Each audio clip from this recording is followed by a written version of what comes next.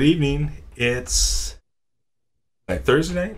Yeah, It is Thursday. a Thursday, August 12th. That's right. It's Thursday night. Thank you for that. Uh, we got a big show tonight, and I'm pretty excited about it. I'm not gonna lie. Lots of cool stuff today. Yeah. I mean, it's obviously we had a big show Tuesday night. In fact, thank you to everybody who watched Tuesday night because that turned out to be our most live viewed show in the history of Shuffle Bus. Yeah, we just kind of trick them by having something they want at the end. Yeah, right. that's it. Trick him all the time. Just trick him. We're doing it again tonight. I thought it was a great show. I very much like interacting with the chat, so Me too. that was really good. So please remember, our chat is open for everybody to chat with us directly. We do our best to answer everybody in chat in a reasonable timeline. So we're here tonight, going to go through some preview. Pretty exciting For a short time, right? Well, we have until 8 Central, so that would be 9 your time. So we're going to be a little long on stream tonight because, we're right. No, it'll be good. It'll be good. Yeah. I'm excited for some tournament games. Me too. I'm excited to watch these two decks tonight go at it, because I think they're so wildly different and yet so similar. That makes sense. Like they've got really small, low to the ground units, lots of AoE. Like there's 12 AoEs, 12 action cards for AoE. Discord was having a ball with us today because they were like, we should just start a drinking game. Every time a unit dies, we should take a shot. And then, how many of us end up in the hospital before round one is over? Well, I think that's pretty funny. I know it's not literally that, but it's still kind of humorous. I think that's that's kind of what you expect when. Yeah, I mean, it's going to make them play in a way that I think is going to cause less units to die. Like, we're going to see, because they both know they both have a million sweepers, that obviously, like, the Fallen deck is going to have to make a bunch of guys once or twice, but it's going to be like, make a bunch of guys, hope they aren't all dead, and then attack. Right. Like, one time. I don't know. We'll see. Maybe it'll be real grindy. I'm not sure. Well, Astria could certainly turn it into a grindy game. Sure. Yeah, Astria in general, I think, like just the Phoenix Born, not the deck necessarily, is at its worst kind of against the Fallen deck. Agreed. Yeah. The rest of his deck I think is fine, but Astria herself, both the loyalty card and the Phoenix Born text are not very impactful in this match, I don't think. Yeah, it'll be probably, my prediction is how quickly can Christian get second Fallen book online. Because he doesn't really he has to hard play it, right? So it's like a little bit of luck, and whenever you have that kind of scenario in play. Right. His deck is a little grindier. But it has the foresight, which helps, and the just like huge multitude of dudes, right, to be doing something. Allies galore, round over. So, well, since we had been offline, we had 2 follows, so I want to give a shout out to BD Wayne for the follow. Super awesome, BD. Thank you for that. Obviously, Shuffle Bus competitor this season. And then we had Horace389. Don't know who Horace is, but he followed us as well, or she. I shouldn't. Although I'm assuming Horace is a 40K reference for Horus Heresy, most likely, but could be wrong. So thank you, Horace, for joining us as well and being part of the bus and a bus rider. We have an all. We're going to tonight. We're just going to talk for just a little bit here, and then we'll jump into the preview. Then, if we've got time, we can putz around in TTS or whatever until this match starts. But the We've got, again, Gorn Rock Survivors preview number 3. We've got the feature match between Doktar and Christian. That'll come up at 8 o'clock Central. That's about an hour and a half from now, a little less than an hour and a half from now. And then we'll just fill in the gaps here as we usually do with probably more BS. But yeah, I mean, I'm excited how diverse this meta is the more I look at it and the more I study the decks. The more I like how wildly open this meta still is. But I am shocked there's no Odette this season. I really am. Like, I thought Odette would just be all over the place. Well, that's the thing about control decks that I say all the time is like, I think Odette lends herself to control deck because she has the like 0 resource, 0 card removal spell printed on her and just like great removal spell as her loyalty card, kind of not small battlefield, but a little cramped. Yeah. So I think she lends herself to control deck, and in general, the deck diversity right now, or just the unknowns of going into season 4, make control decks kind of bad in the traditional sense, where a control deck is only as good as its answers are to the meta, and if you that's like playing a proactive plan is much more I guess it's safer. Like, you know what you're trying to do and you know how you're trying to win. Oh yeah, I mean, for sure. And looking at these decks, like there are control decks. I'd say most of the Echo decks and probably most of the Astria decks are control decks. Well, the one Astria deck is like a mill deck, right? Yeah, that's true. The one is. And like Carl's deck is a control deck. I would say it's a lot of answers, and it's just kind of grindy. But I don't know. I was surprised by that. Also, I still think Odette is the best. And I mean, the reason that I didn't play her was because when I sit down and build an Odette deck, like that line of thinking I just described comes to mind. I'm like, okay, well, I mean, I can make a pile of good cards, but going into an unknown field, I want to have some idea of how my turns are going to string together. Yes. And like what I'm going to do on that's safe to do every round. And sure. The 4-book Aerodel deck does that really good. It just like always has something to do that's very good by its nature. Mm-hmm. And I tried to do something like that this season, though this deck is like much more experimental than I've played in the past. Mm-hmm. Where just like making a bat a lot of times is a pretty good thing to do, I think. But in general, like that's kind of how I feel about Odette. Was like, I know that Odette is going to be good, and I know that Enter the Fray and Sword of Virtue are going to be good essentially into any board. But it's not like a build around me thing. You can build some kind of wacky combo deck, I suppose, that uses Sword as an untap. But if you're doing that, you're better off like playing Echo or something. Right. For sure. So without that knowledge going in, like I assume an Odette control list would look something like you had played previously, or something like Carl's Herald list looks like this season. But even his list has that like backbone of Mark plus Swordsman is always good. So it doesn't matter what your opponent's doing, really. That's going to be good against them 95% of the time. Right. No, I agree. And so that, I don't know. I think it's kind of criminal that there's no Odettes, but I understand like the thinking behind not playing her. Right. Because I did consider it pretty heavily going into this season. Yeah.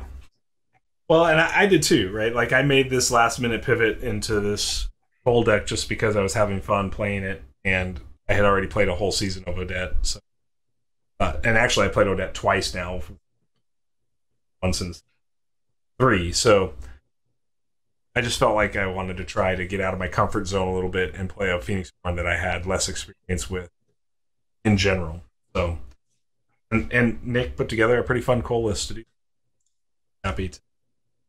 But all right, well, let's we've had enough time for those folks that maybe didn't make the top of the show but are kind of rolling in to get here, if you will. And I think we should jump into previews and go through these 3 new cards that we got. Technically 4, I guess, when you count the ready spell. And then we'll be getting close to probably ready for an actual turn game. So after about a month of... Let's talk about Gorn Rock Survivors preview number 3, which brings us Omenbringer, Fighting Spirit, and Canyon Shelter. Omenbringer, the ready spell itself, is main action and exhaust, time class, and a basic. Place an Omenbringer Conjuration on the battlefield. Flavor text says, the Phoenix betrays us all, you will see. Now, the Omenbringer, which is obviously the part we care about, we don't care about the book. This is the most generic book. Right. It has no focus. It has no book tags. It's a makes a 2/2 for 2. Right. And it's correct. For the again, the time class and a basic, you end up with 2 attack, 2 life, Omenbringer. It's got a conjuration limit of 2. First ability is called Forewarn 2. When this unit comes into play, you may look at the top 2 cards of a target opponent's draw pile. Place each card on the top or bottom of that player's draw pile. Then has the second ability of Hasten. When this unit is declared as an attacker, if it has 1 or more status tokens on it, you may remove 1 exhaustion token from a ready spell. That's pretty cool. Hasten's pretty cool. Yeah, all the text is cool. I mean, this card suffers because it's going to be probably the worst of the 2 dice summons. That you think it's the worst? You think it's... It's not worse than my love of Cricket. Cricket's worse than this, but... yeah. And I think that Gecko is worse than this too, whatever that card's called, that makes the seeds. Oh, Indigo Creeper? Yeah. Well, but it's close. I'm not sure. Carl won Plaid Hat Ash's game day in Columbus with Creeper. That doesn't make it good. like you could win anything with like a random something in your deck, right? Like and Creepers as a strategy, like if your opponent doesn't have anything for it, I guess it runs you over. But well, it never actually runs you over. It just slowly grinds you into like a million pieces, just through incremental advantage over and over. That's really what it does.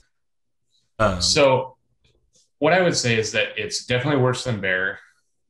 I think it's definitely worse than Lion, and I think it's definitely worse than Owl, and I think it's worse than Illusory Demon, with the caveat that Illusory Demon... Are you talking about Three-Eyed Owl? No. Mindfog Owl. Mindfog Owl. Yeah. Okay. So I think it's worse than of the 2 dice activates. I think it's definitely worse than Bear. It's definitely worse than Lion. It's definitely worse than Mindfog. Can we really count Bear though? Because Bear's got the book tax. Okay, so don't count it. It's like it's still worse than that card. But if you just want to compare it against things that don't have the book tax, then the ones I named is worse, with the caveat that Illusory Demon requires you to play Illusion, which puts you in a weird place. False Demon. Doesn't mean it's False Demon. Doesn't mean it's bad. It just like forces you to play some cards in the rest of your deck that would be worse. But the actual card itself, the 2/2 that pings and exhausted you, I think is better than this. Cam is saying Strength and Hawk combo screaming at me. I mean, look, I know, Cam, how much you love Strengthen. I'm not gonna argue with you about the merits of Strengthen as a whole, but I think that when you say Hawk, you mean this? Yeah. I took it to be a crow. Like crows are like the bad omen. Yeah, it looks a little big to be a crow, and it's got the brown on it, which kind of makes Frostback bear looks like it has big icicles on its back, but we still call it a bear. That's true, but it does say bear in its title, just to be fair. But anyways, like, let's not get caught up on the semantics of this. I think that, look, I like the idea that untapping a ready spell on your board can be very powerful. I think the ceiling on that is pretty high. So to clarify, I did not take that ability into account when ranking these against the other books, right? Because that is an ability that it doesn't do by itself. Correct. If it did that by itself, I do think it's better than False Demon, and depending on where the meta goes, better than Lioness. Sure. If it did that with no extra work, because it doesn't, then like if you turn that ability on, it becomes very interesting. But then it really is more like Creepers or something, where it's a build around me. Carl always sleeping on Creeper. Where it becomes like this piece of your deck, and you're committing another. Well, I guess you're committing a Phoenixborn or another 3 to 6 cards in your deck to make that work. Yeah. And if you're doing something powerful with that, then it's really good. Like, even if all you're doing is making a second Omen guy, like, that's pretty good. Well, I would say, like, obviously, to me, the first card that, to your point, that can be used with powerful effect on Omenbringer is Time Hopper. And the reason I say that is because the first Hopper can put the status token on the bringer, you can attack, immediately untap the Hopper, and if your opponent doesn't kill the Hopper right there, you can make 2 more bunnies for another time. Well, you have to have a second Hopper book to do that still. Sure, you still have to have a focus Hopper book. Yeah, I mean... But yeah, I mean, in general, like, I think the most common time you're going to see Hasten is if you're playing Hoppers, I guess, but more often... Lulu, because you just like side action, spark your guy, attack. Absolutely. Untap the book, make another 2/2, or untap a different ready spell that you had in your first 5. Which is interesting because of Lulu's 4 spell board, it's like less necessary to do that. Having the book reset is a lot cooler on the ones that like can't go 4 wide. Or 5 wide. I see this as something you could do with Echo. I mean, like, I think you get a lot of value out of untapping things like Lightbringer. Obviously, things like Frostback Bear. You know, I mean, they're take any kind of impactful ready spell. If you're untapping a summon book, it's essentially like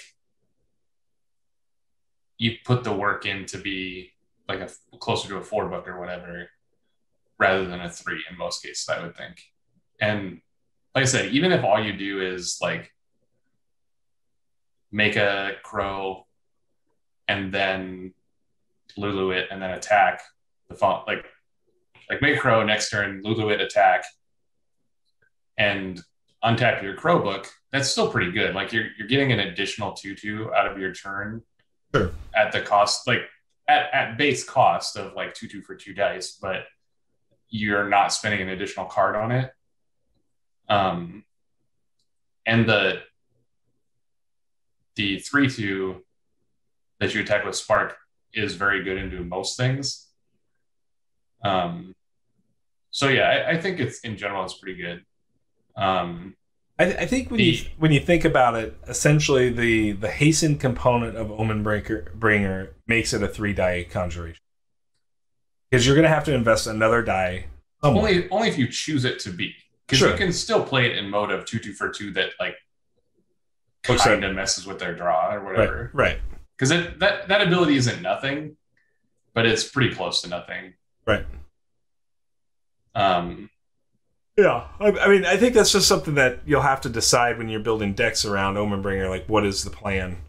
And it's not even building around it; it's just deciding if Omenbringer is going to slot in. I will say the one nice thing about Omenbringer is that because it's a 2 conjuration count, there's almost zero reason to include extra copies of the. You can just play one copy and first five it if it's part of your plan, and that's just. Right. It'd be a really weird situation if you needed the third one, like in the same turn. Yeah. Yeah. I assume that the card has two modes where you're playing it because you care about hasten, in which case it's 2 dice, and it's not exactly 3 dice. It's like 2 dice plus whatever value of the other dice you're spending is the status counter. Right. Because if it's like Spark, for instance, the status counter is not a whole dice. Like most of the dice you're spending is to get the alteration put on. You just get the status counter like as icing on the cake. Right.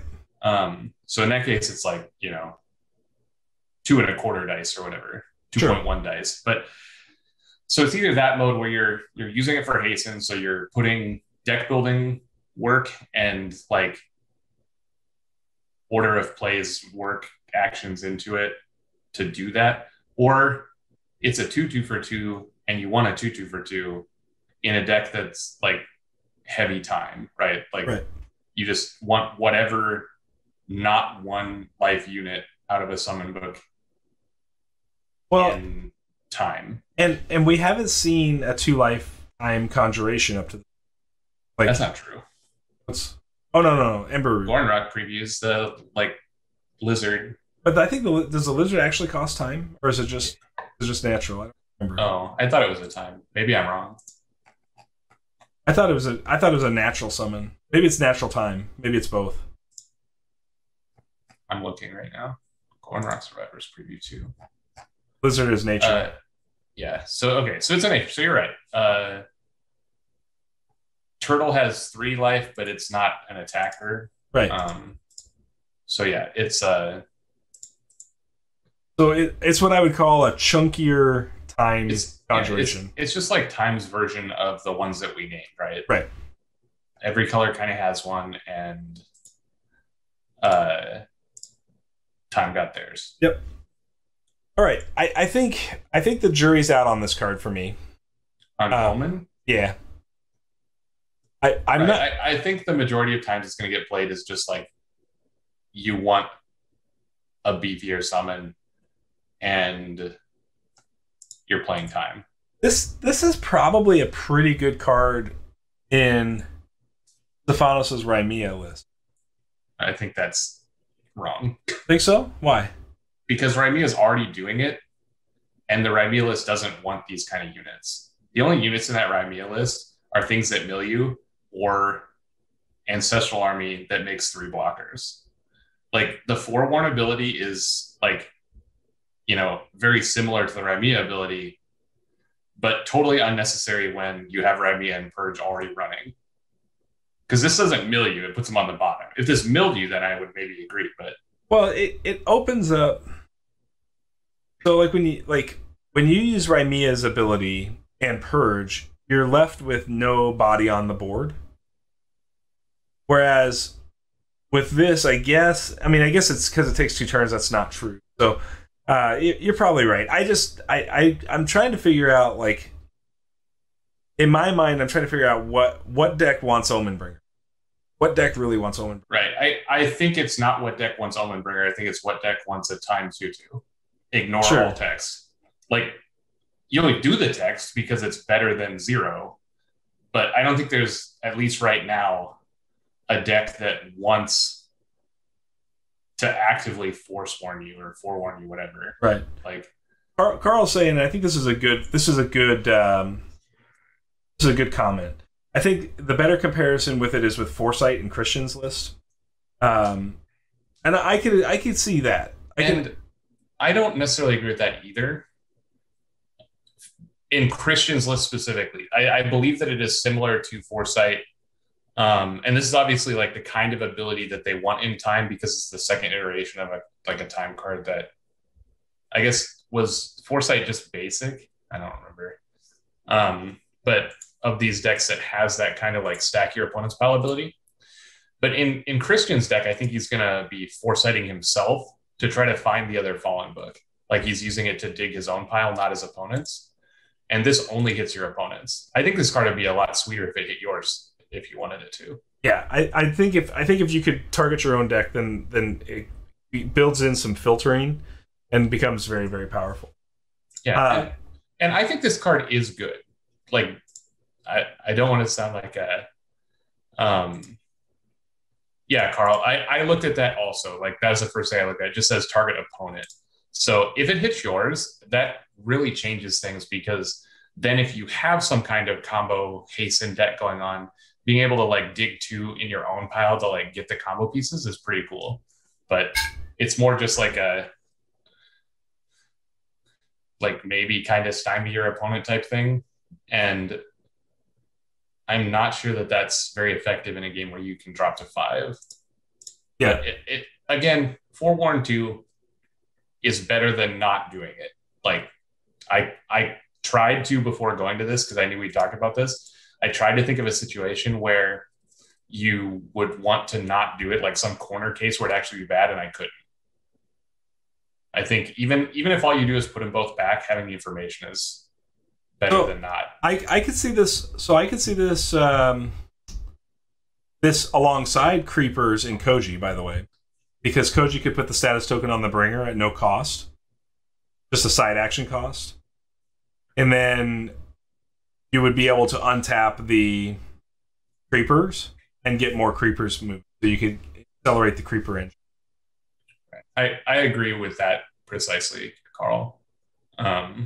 He says, I wouldn't play this for either of the abilities. Yeah. And then says Gates is better for refresh. And I agree with both those statements. Yep. But that's not to say that I wouldn't play this card.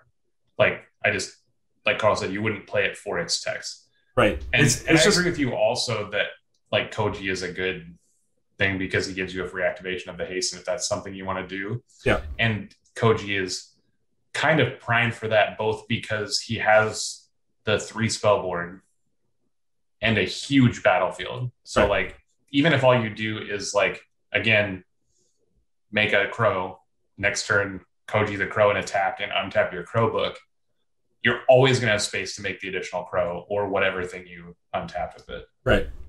Absolutely. All right, so let's move on from the bringer.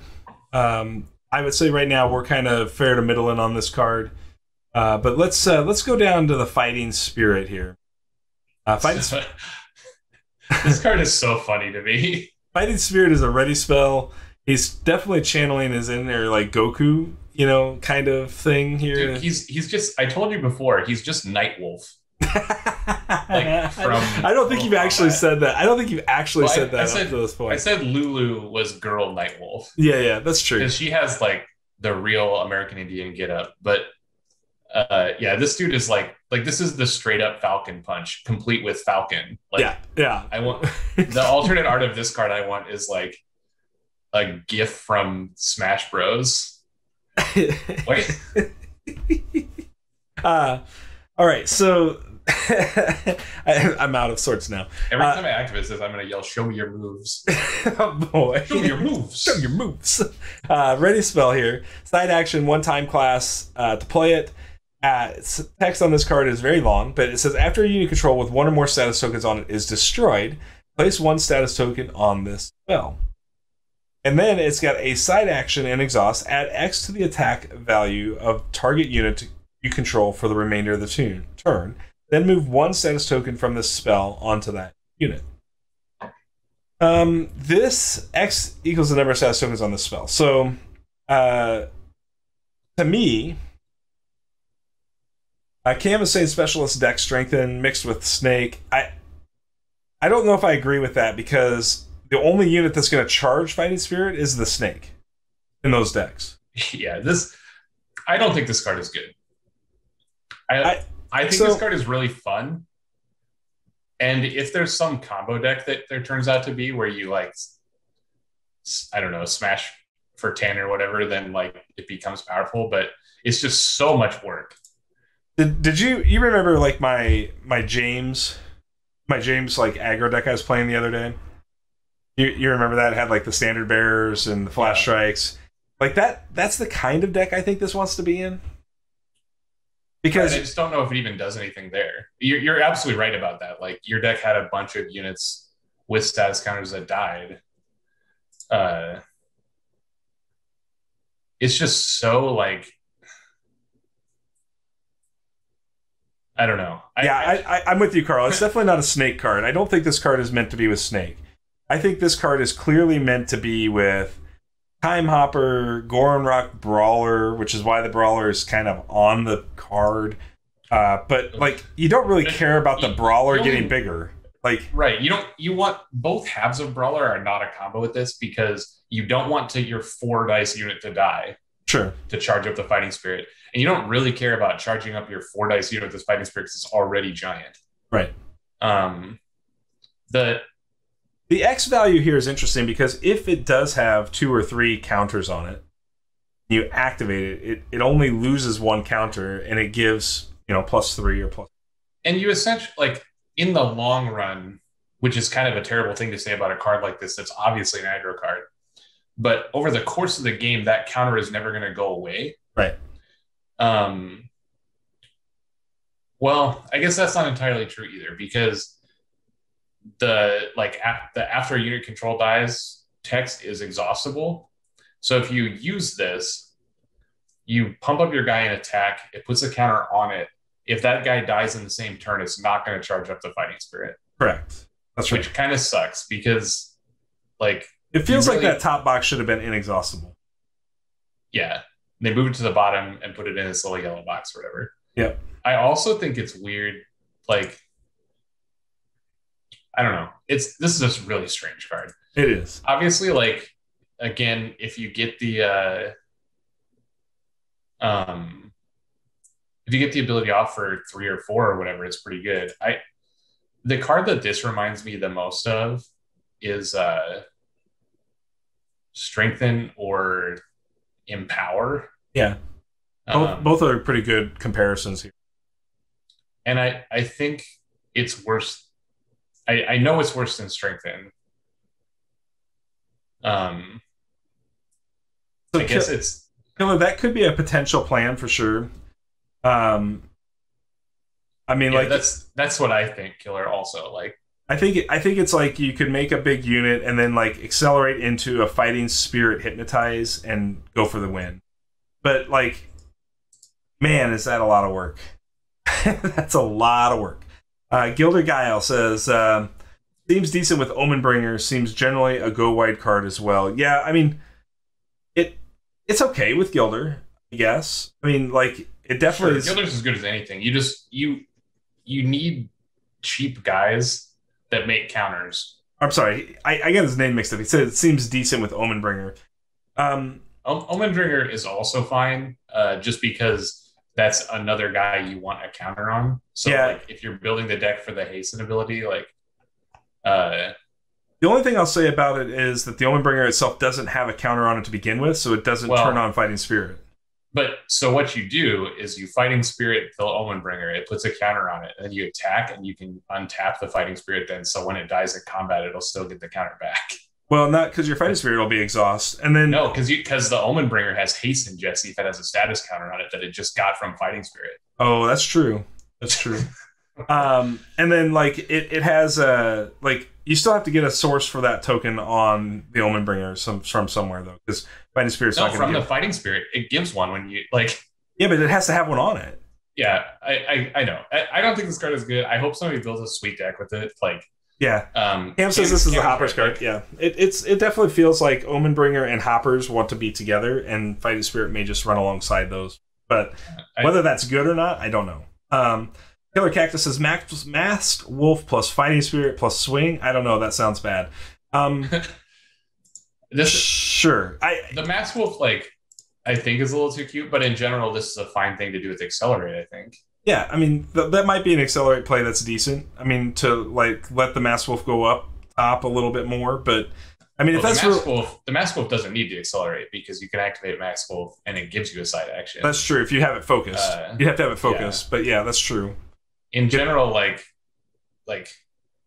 Accelerate, make a Time Hopper, Fighting Spirit, whatever. Yeah, yeah, that kind of thing. So we're gonna say fair to middling on this one as well. Maybe that's even generous. I'm going to call this card unplayable and competitive until somebody shows me otherwise. Because Okay. it just, if it started with one, I would think it'd actually be good. Yeah. Like if it had one on it to begin with. But since you have to put the first one on it yourself, like it seems kind of rough. I'm not disagreeing. I'm But even then, it would still kind of be like just okay. Because this card in itself is like an engine. And I don't know. I guess if you have multiples of them in play, it starts getting a little wacky because you'll get like as soon as it's kind of like Fallen, where like the second and third one multiply the effectiveness. Mhm. It's just instead of generate like Fallen obviously turns the second and third one like directly into +1 card. Right. This just turns it into like plus, I don't know, X damage. Point 2 cards or whatever +1 attack is worth. Right. The Killer Cactus says Confusion Spores, ? Meh. Yeah, I mean, I think honestly, if you're really going to try to play that Masked Wolf line, you might as well just have that back end card on your Accelerate be a Secret Door. Because the one life on Masked Wolf on the back end of Secret Door allows you to just bypass, and it only costs you a die to do that. So it's I think that's most, if this becomes competitive, it will be some kind of weird combo deck like that where it gets a million counters and you take it's like a Voltron deck, right? Like you're like in a Voltron in some way. But I mean, there's a potential to try to play it like Strengthen, where like I'm just playing hoppers or whatever, and I use this to have my hoppers trade up. It's like a slow version of Strengthen though, because you don't get the +2 immediately. It means that you're like, it's like a round 2, round 3, like right. That would be a grindy way to play it. Like, yeah. But and hoppers kind of like hoppers is like what this wants most, because that's like a cat status counter and a guy you want to die. Right. But it doesn't work the way you want it to, because this is a side action as the spell itself and a side action to activate. Right. So you can never like make a hopper and do it at the same time. Not without Accelerate. Right. Right. Yeah, so you're back to that combo of having to have like all the parts and pieces. Now, granted, the Fighting Spirit and the hoppers are going to be in play, so the only card you have to draw to make that work is Accelerate. But right, and it's still possible to like one turn make a hopper, take whatever main action. Right. Next turn you can still Fighting Spirit the hopper and attack. And that kind of puts them in a weird place, I guess, where you're getting in for, you know, above the curve damage out of your time hopper, and they have to decide if they just take damage to the face or if they want to let you trade up. Right. Because if they take damage to the face, then they have a bunny with a counter on it that they have to worry about for future activations of Hopper Book. I don't know. It's kind of interesting. The more I talk it out, the more I'm like on board, but I still don't think it's. Chat, why didn't anybody tell us if we didn't have the cards up? We were just talking about the cards while staring at our faces. So you could have said something, guys. Let's move on to the next one. I had it on my screen, like I just had the website up. I assume that you were taking care of the production quality. I know, but apparently I'm half asleep at the wheel tonight, so somebody else is gonna have to take the wheel. All right, so last card. This is the final Lulu spoiler. This one's an interesting one. Canyon Shelter. It's a ready spell, main action, and has a book tax of a nature class to play. And then it has a side action exhaust. Remove an exhausted unit you control from play and place it face down under this spell. Then, later, as a main action in one time class, choose a unit underneath this spell and place it onto your battlefield. Place one status token on that unit. This is a lot of work. This card, I think, is the most interesting of the ones we've talked about today. Mm-hmm. Because it does some unique stuff. Like, I know a lot of these time cards have done unique things, but this one specifically, like, it puts you in time nature. Yep. It has both colors on it. We know that. But it does a lot of weird things that, like, could potentially be very powerful. It doesn't remove blockers, so it doesn't have all the modes of blink, but it has a lot of the modes of blink. Where it can reset your guy and heal it and redo come into play abilities. Mm-hmm. And it's reusable. It also has this weird thing where, like, if you use it a couple times, the put the guy back is not an exhaust ability. So, like, you kind of like save your dudes up and then put like 3 guys into play off it in a turn. I mean, obviously where you're going to get the most power from something like this, right, is when you talk about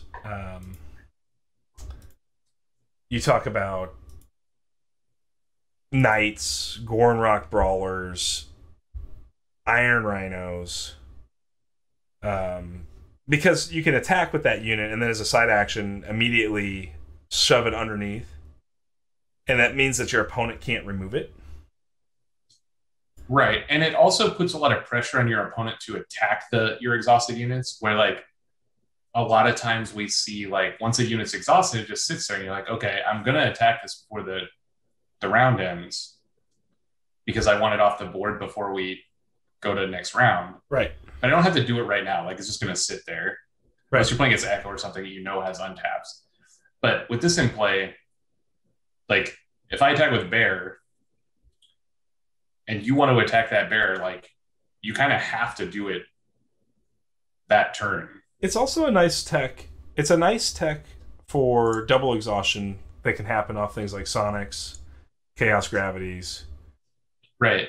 And, I mean... And Cam, I agree. Raven's a good example. Like, that's another just 3 dice. I think anything that costs 3 dice. Like, you could also do the same thing with, like, Emperor Lion. You know, if you had a bunch of laws in your deck, because it really cheapens the law costs. Yeah, I mean, obviously, like, the first thing I'm going to say is Reverse Call. But... Oh yeah, I mean, obviously, like, I think any enter the battlefield, any unit that has enter the battlefield effect is going to be very good here. I mean, yeah, in general, like, it's a very cheap untap that's reusable. And then it also has other interesting modes. Mm-hmm. Because this, like Blink, this untaps and full heals it. Mm-hmm. I would say this alongside Blink and Jericho gives you a lot of flexibility and a lot of consistency. Because one of the things that I struggle with a lot with Jericho is her win rate, or my win rate with her, seems to be directly a reflection of how many times I can successfully blink in a game. You know, if I can set up good blinks. Right. And this means that you can play Blink without having to play crappy Jericho. Right. Gilder, I definitely don't think you're she's actually crappy, but no, Gilder, I don't think you're really trying to necessarily use it in the same round. It's sort of like putting a guy away. Right. If you start this in your first 5, you will not reset anything in round 1. Yeah. That cannot happen. Yeah. Well, it can with Omenbringer if you set the Omenbringer up. Sure. If you have a Gates or a Fiona or whatever, like any of those kind of things, it will. But in general, that's correct. This is not going to reset a guy in the first 5. Right. So I think, I mean, obviously, like, there is synergy with the Omenbringer on a card like this. And I will tell you that, you know, what I like about it most is generally opponent removal is not on reaction speed, right? So what I mean by that is that if you stick a unit and it comes around to you and you're going to get an opportunity to use that unit, like your opponent may have a 2 shadows because they didn't fester it or whatever it may be, then you have the opportunity to use the unit and immediately protect it from a 2 shadows, which can be a blank out there. And I think with time coming into play, we're going to see more 2 shadows play. I just think that's a given. Yeah, this card is definitely good against 2 shadows. It's good against Stasis, which is kind of funny. That is interesting. It is good with Stasis, right? I mean, it's good against any opposing alterations. Mm-hmm. It's bad with your own alterations, I guess. So, like, it does have kind of, like, not great synergy with Lulu. Or any of her, like, alterations, like hunting weapons and Inflame that we've seen in this deck. Right. So I'm obviously, like, in the Lulu Precon, you're probably using this just on Gorn Rock Brawler, right? Yeah, if you play this at all, right? Like, well, yeah. I mean, in a Precon, like you only got 10 cards, so you're gonna play. Right? Why? Why not? Because it might be better as discard to fix a dice when Maybe you have actual good cards to play. Like the, I think that this is definitely a build around me.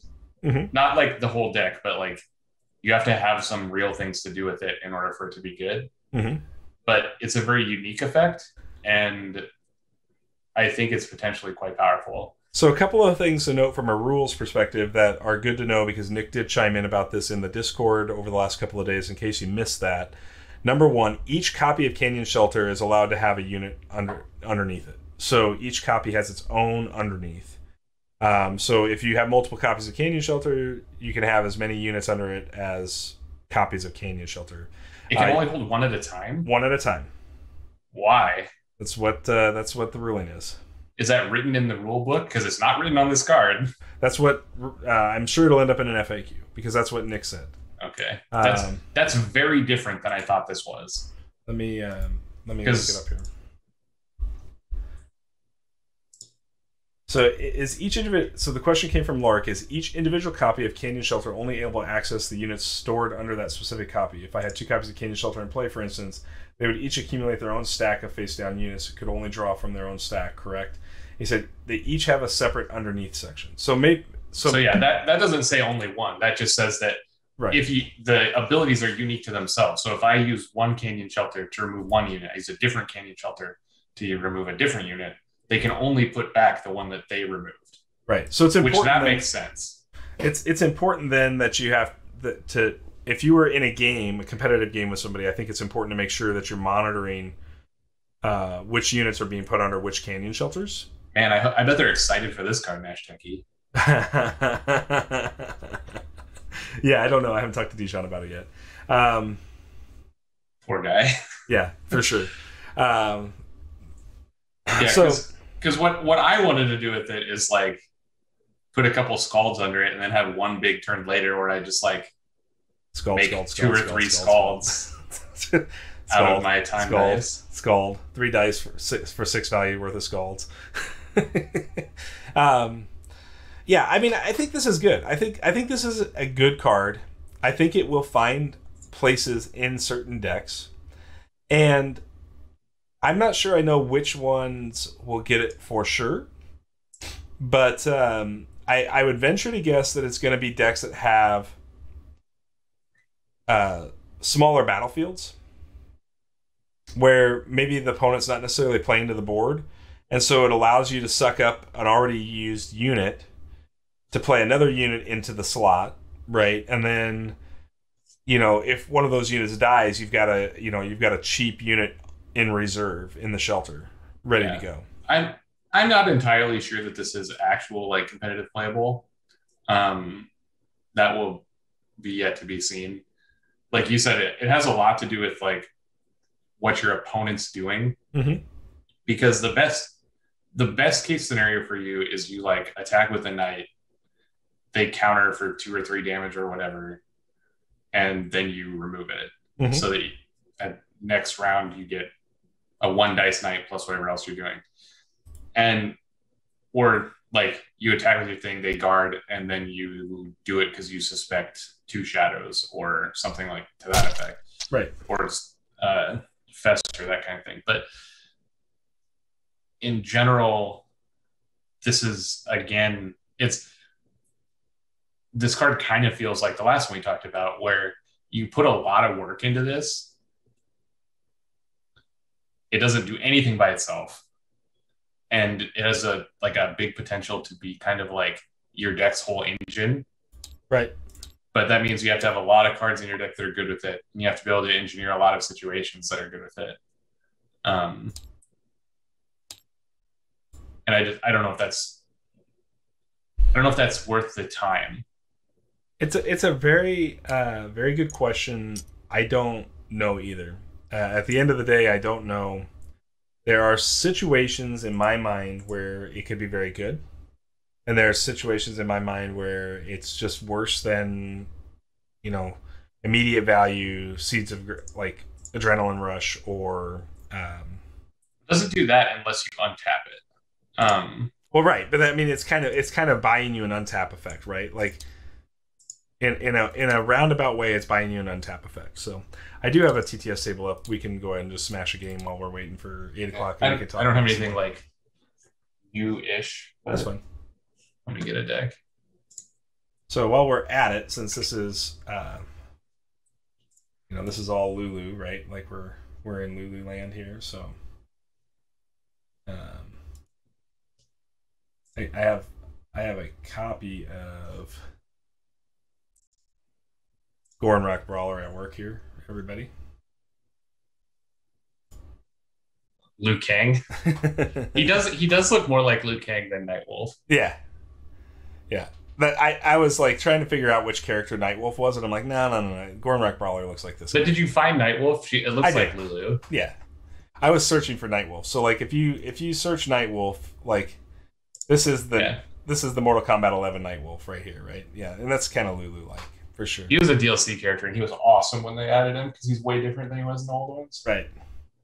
So I just wanted to drop a little Mortal Kombat in there while waiting for Neil to connect. But yeah, you definitely hit it on the head. He looks more like Liu Kang. Yeah. I was like trying to figure out which Mortal Kombat character because I'm like, it's not Nightwolf, it's somebody else, and I was like, oh yeah, it's Liu Kang. But it took me a minute to put that together. Yeah. So.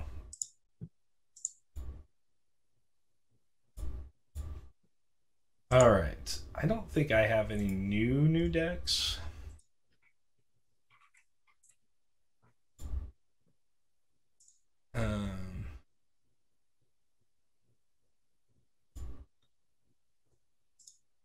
We'll try this for funsies.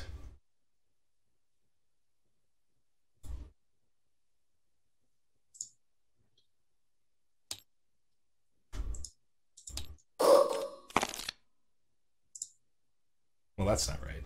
The dice didn't come in. The dice are not in Ash's life, so clearly I don't have this deck done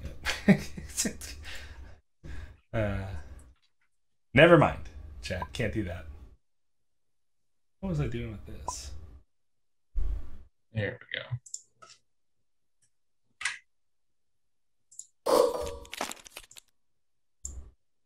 I've been experimenting a lot with this Phoenixborn lately. I don't know why I'm so infatuated with her, because I don't think she's all that great. Her loyalty card is very good. Promote me. What happened? Promote me. Oh.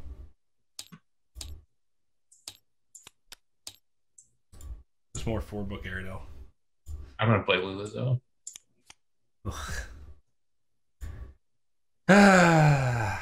Yeah, I do think Lulu and Oric will mix things up, Cam, for sure. I don't think that's an untrue statement.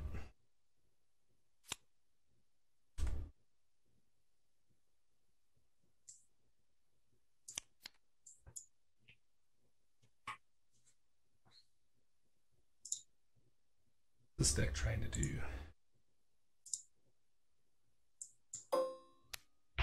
Oh yeah, that's what it's trying to do.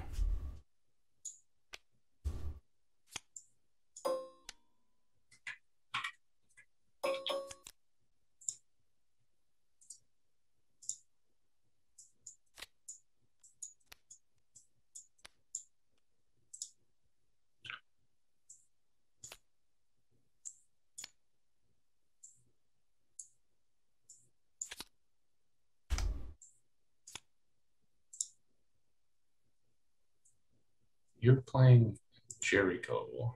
Yeah. Okay.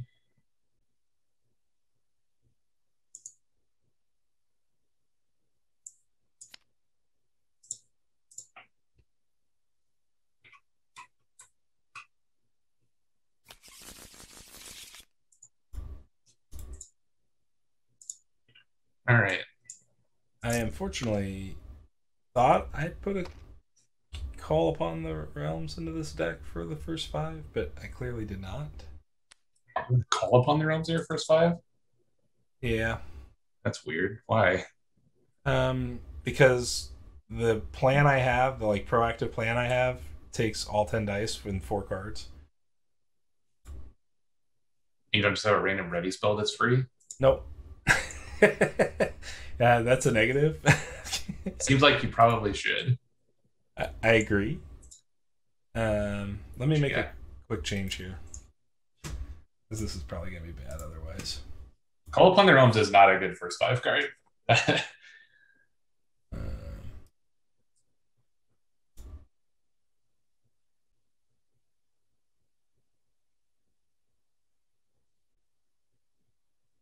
Just do that.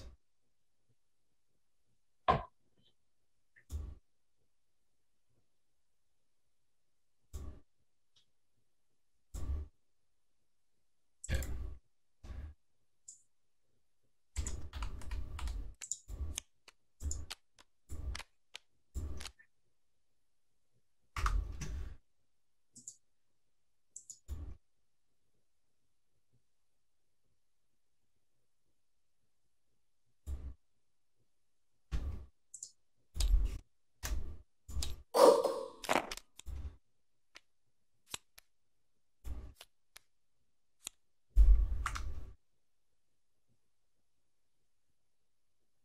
All right.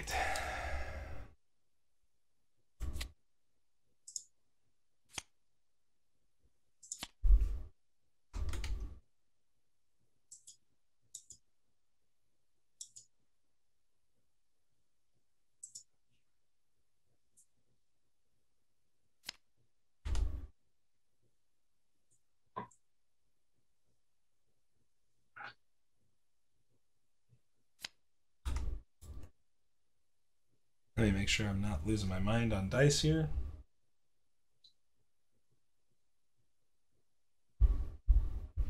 Yep, I feel good. All right. Okay.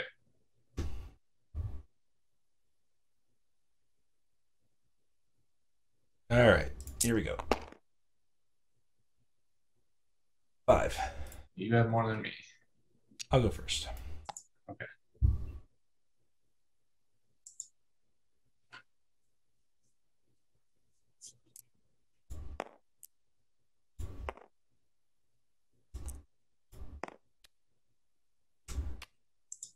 That was here. Okay. Here we go. I'll play a Gilder. Meditate. Okay.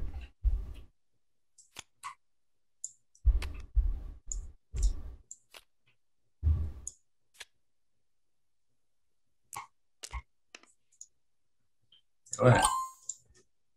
Attack for 3. Okay. You got it.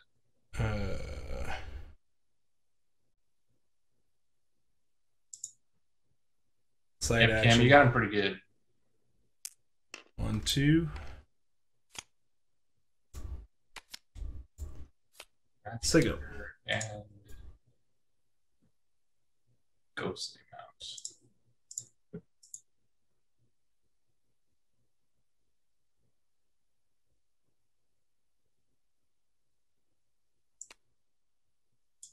Play Fairbook. Okay. Go ahead. Whoa. Augury. Okay. Interesting. Use the augury.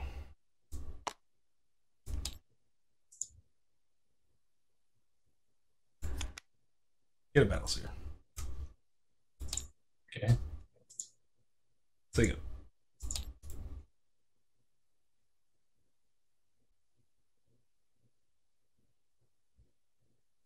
I'll play Monk Book.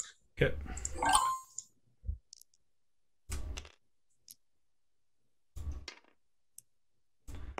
Play a Battleseer. Sure.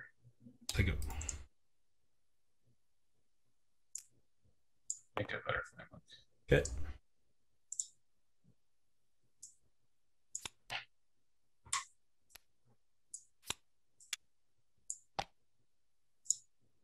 Go ahead.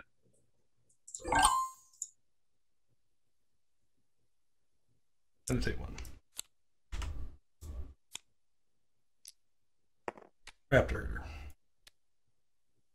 I'm gonna ice trap the dinosaur. Okay. So you go.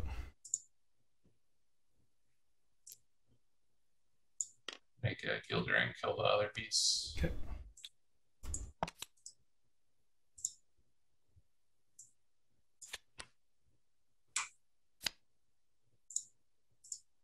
But Attack the Gilder.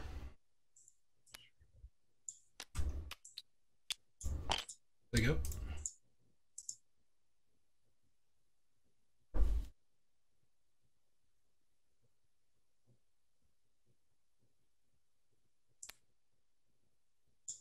play my false demon book. Salamander Monk book. So you go. Okay.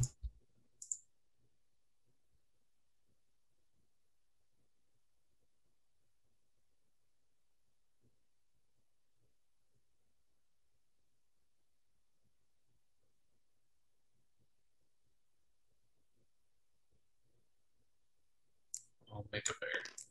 Okay.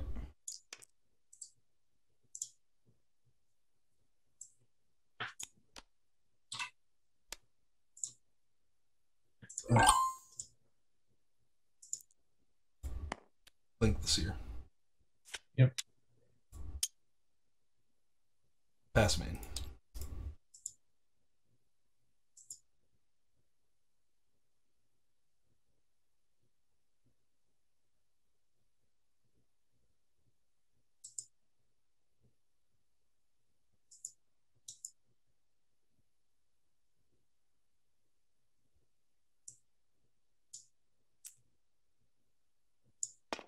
I'll make a false demon and ding your exhausted one.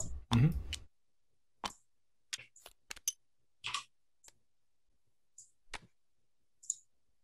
Right. Still passing main.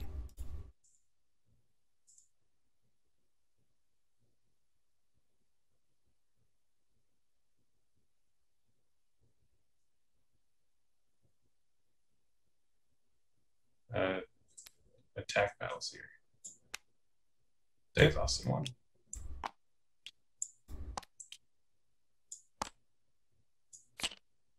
Go ahead.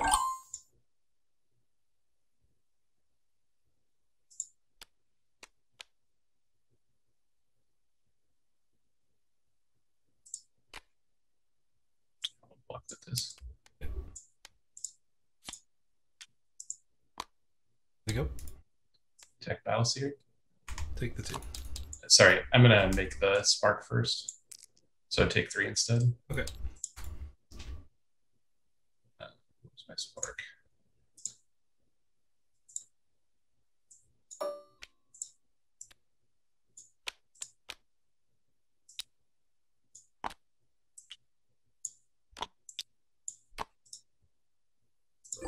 Okay.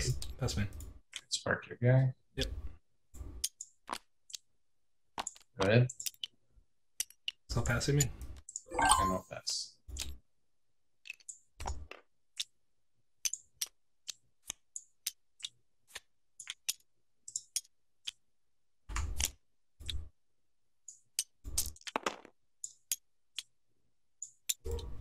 Hey Cam, how about that for a curse? 7 basics this time.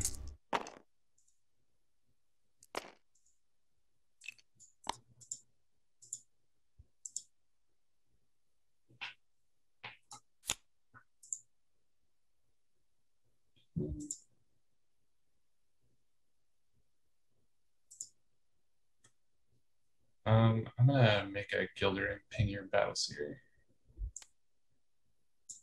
Okay. I'm gonna meditate one time. Okay.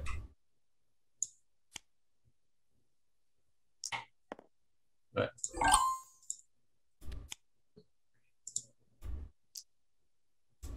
River Skull.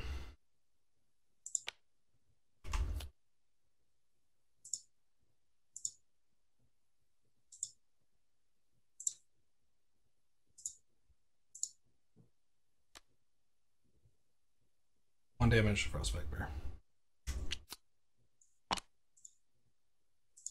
Okay. Side action, Augury.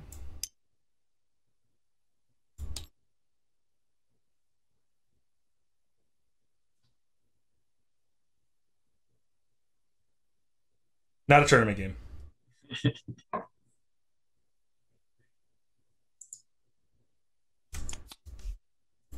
Get Shadow Guard. And say go. I guess I should have done this last time. I'm going to take a couple here. And Molten Gold your Battle Seer. Okay. Go ahead. Meditate 2.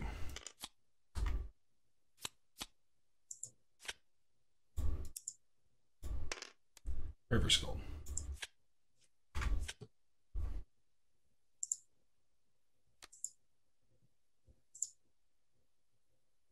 One damage to the bear. I need to meditate 2 more, sorry. That's fine. Say go. I'll attack River Skull with this bear. With bear? Yep.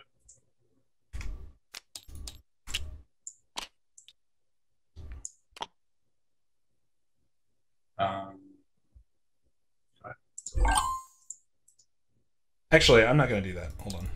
I'm gonna Shadow Guard and kill it. I don't have anything better to do there. Play Summon Ghostly Mount. Say go.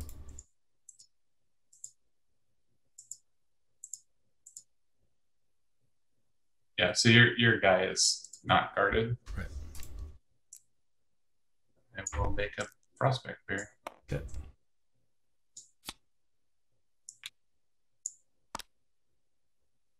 Go ahead.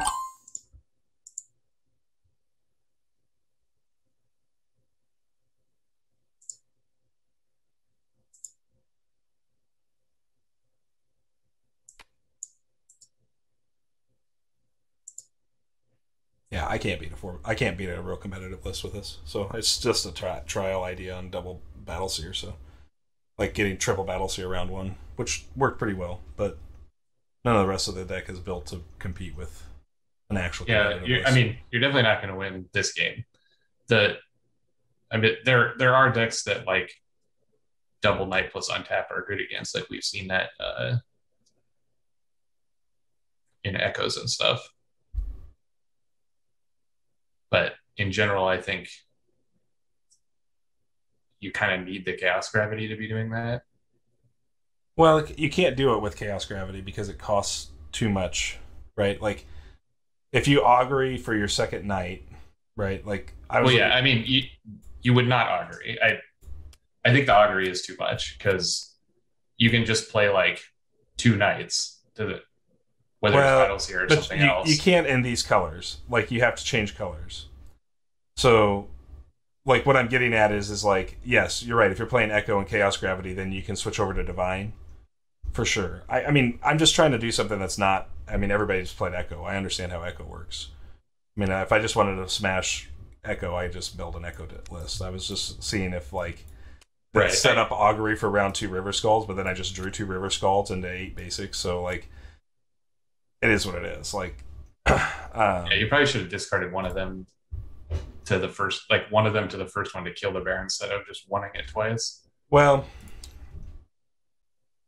yeah. I mean, I had considered that for sure, but yeah, I think you're trying too many things at once because, like, you could play this and play like 1 ceremonial dice and. Or I guess not ceremonial. What colors you got?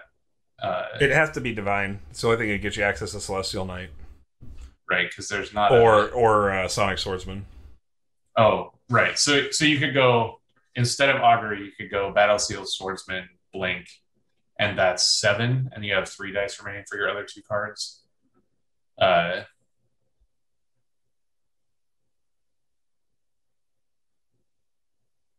Yeah, and Warrior says I agree. I agree with the Flute Mage as well. I mean, Flute Mage would actually make it like a quad knight warrior with this build because of the blink.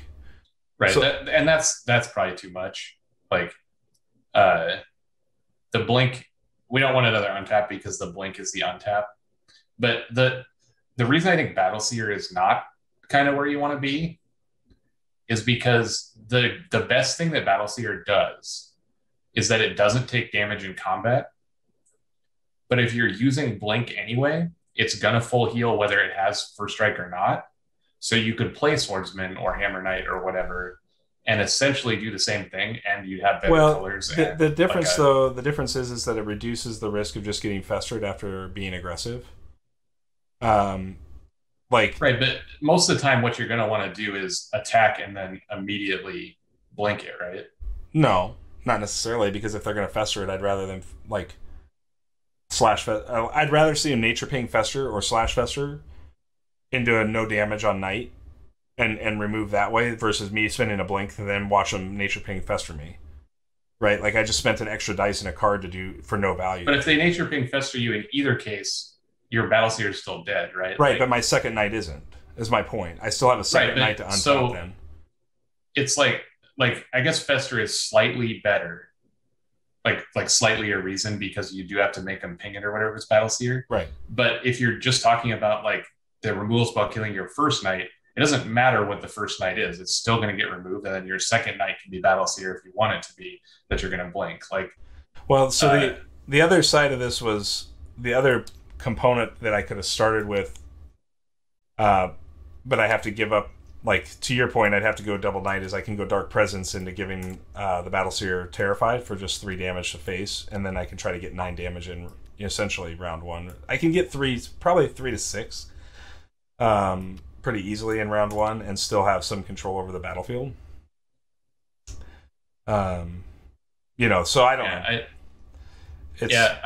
I think that if your goal is damage to the face, it shouldn't be triple knight. And I mean, this is just speaking competitively. Like if you want to play this deck for fun, then play for fun, that's fine. But like well, the idea was to just like test the concept to see how good playing 3 knights without actually playing 3 knights is. You know what I mean? This deck is still playing 3 knights in the terms of dice spin because of the augury, but the augury gives me perfect card on second turn, perfect card on third turn. Right. So at the cost of having 8 dice first 5. Sure.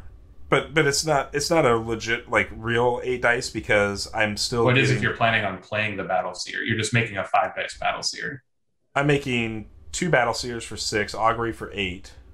Blink makes 9, and then Raptor Herder makes 10.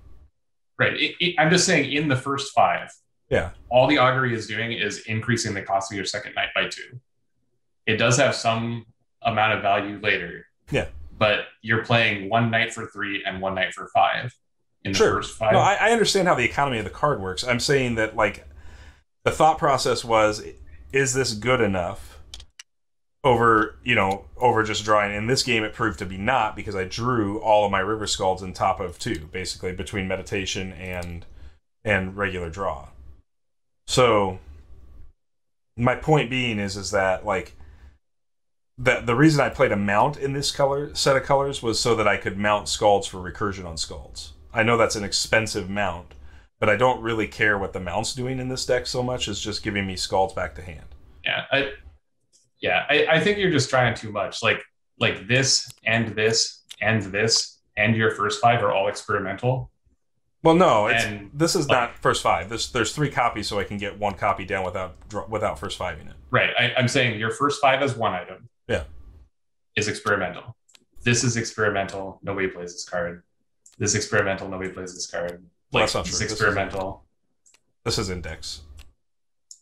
It's just a mount. It was a mount in color. And the thought was to be able to recur River Scald since I'm not playing Ceremonial to be able to get Scalds back out of the discard pile.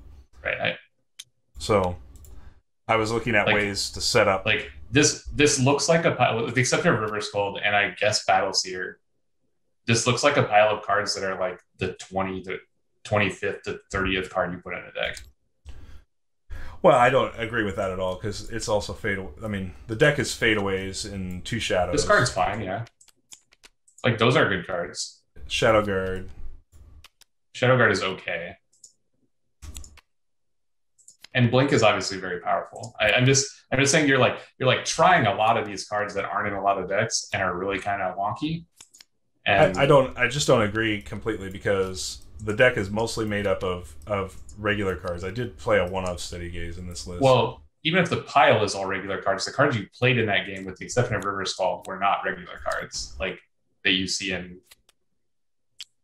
You know what I mean? Like, I would just test one piece of it at a time. That's like. Well, it's not. So this is the problem. Like when you go to these colors, there's not one piece to test, so you can't actually fill a 30 out in these colors.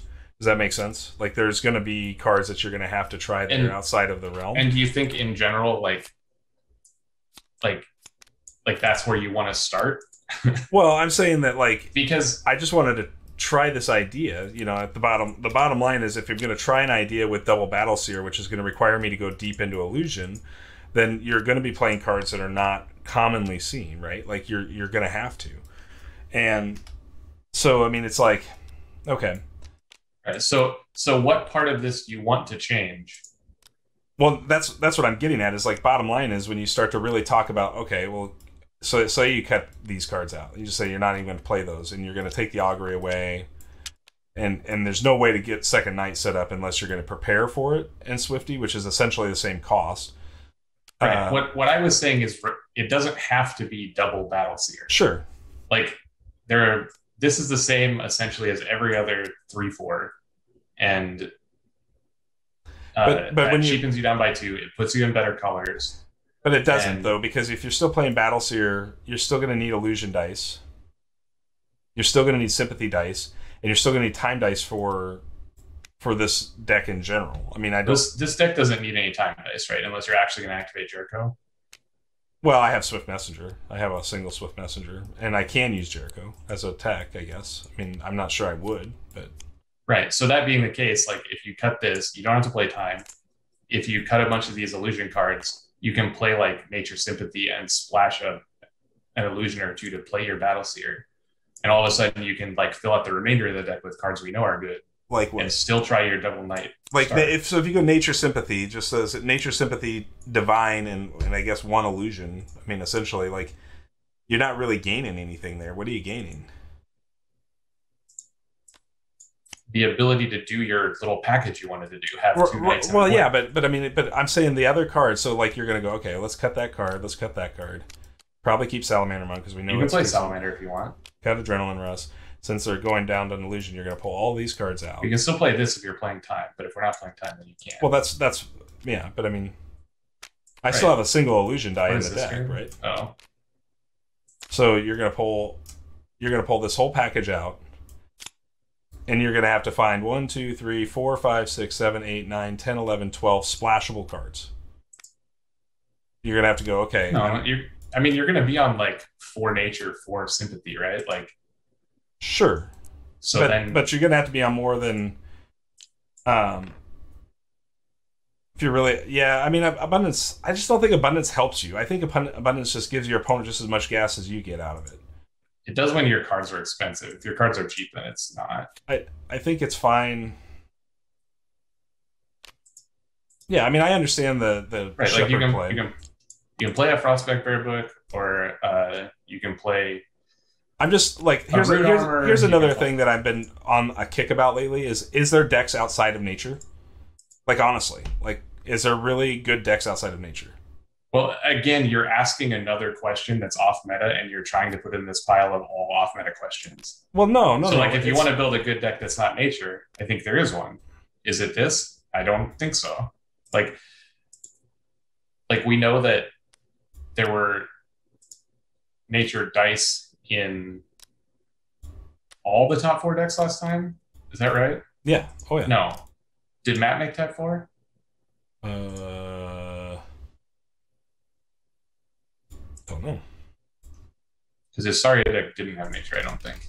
I think he made top 4. So is nature really good? Yeah. I mean, yeah, German. I'm not saying that you can't not be on nature. I'm saying that so Matt was 4th. He finished in 4th. That's bracket. Hold on. Okay, 3rd and 4th are going to be tied. in the top 8 there. Yeah, it's going to be, since we don't have a playoff game. No, but you have to go to, yeah. In order to see the pairings, you have to go down here. Well, regardless, like when Matt and Philly played in top 4. He's Carl said it was not. It was you, Phil, Brian, and him. So, oh yeah, I'm in the wrong. Philly had nature. Brian had nature. Carl had nature. And you had nature. I don't remember what your Odette deck was, but I think my Odette had nature. Yeah, because I had Frostbite and Molten Gold. Yeah. Well, there was a lot of nature, and I think there always will be. Yeah, I'm not saying there's not. I just said I know what nature does, so I'm like trying to get out of my comfort zone a little bit and see if you can build a swing deck that doesn't have nature in it, because we're going to run out of time to play swing decks here eventually. But you're right, Carl. Matt did not make it through top 8 with his Sorry list. Yeah, I mean, in general, like, I think Illusion is still the worst color. And it's not that all the cards are bad, it's just that it's shallow. And so, you know, the percentage of cards in your deck that I would call consistent is like 1/3. Well, I mean, if you're just talking about packages you're testing, how are you going to know what's failing you or what's succeeding if it's... I mean, if we're talking about consistency, this is all consistent. We know Fade Away Two Shadows is consistent. We know Swift Messenger is consistent. Like, that's all consistent. I mean, as far as like Adrenaline Rush, I don't know if Adrenaline Rush is consistent for sure. So really, from a lack of consistency, it's 3, 6, 7, 8, 9 cards. So it's 33% of the deck is inconsistent. Right. It's just, you don't have any, like, at least that game, you didn't have any threats that mattered after I played 2 removal spells or whatever. Well, sure, but I mean, I also think that 4-book archetypes for something that's heavy on knights is going to be almost a lose always. Like, I've only played you for the last 2 months in 4-book archetypes on stream. Like, they're really difficult to beat. Like, the only way that I have seen to beat them is through things like what Carl did with Snake, where you can bypass the field of whatever and just do more damage than they can do. So, yeah, like, I mean, but if you're actually like, if you want to play casual decks, I'll play a casual deck. If you're actually considering this as being competitive, like, you should look at how it plays against the 4-book archetype, because we have those in the tournament. I'm totally fine with that. I'm not talking about that. I'm talking about, though, like, when you test these ideas, like, it could just be that this idea doesn't work against a 4-book archetype, right? Like, we don't know whether this idea doesn't work into other things. And then my question is, if that's the case, are you willing to take it to a tournament? Because it wasn't, this matchup didn't look like it was like 50-50 or something, or like 60-40. Like, this was like, you did nothing I cared about and lost, so like every 4-book you sit across is going to beat you.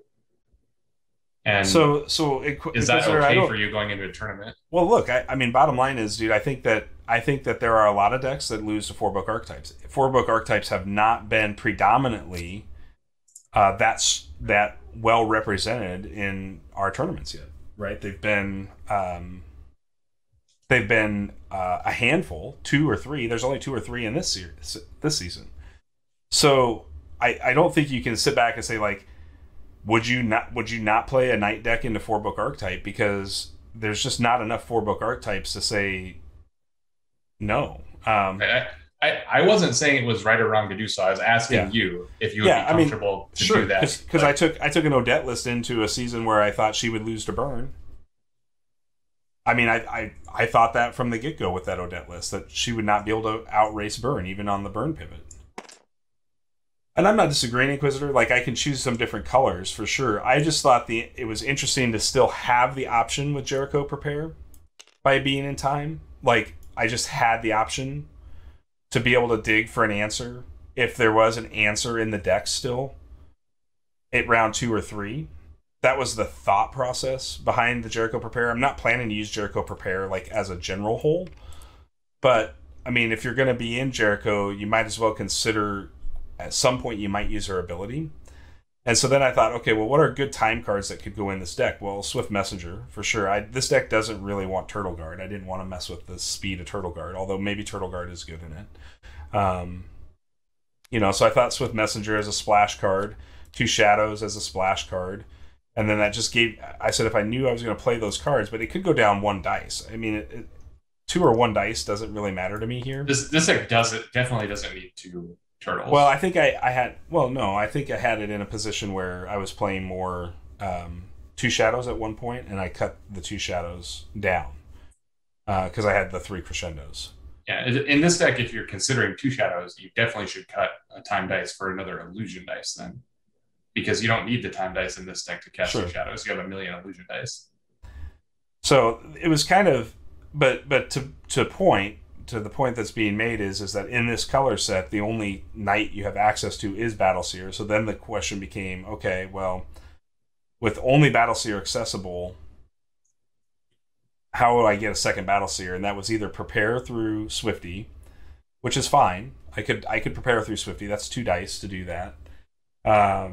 Or, I could Augury and have second round and third round value. And that was the thought process, was it's the same amount of dice to Augury as it is to prepare and Swifty. And prepare and Swifty takes the same amount of first 5 card spots as well. So I thought, well, then there's no point in preparing in Swifty. But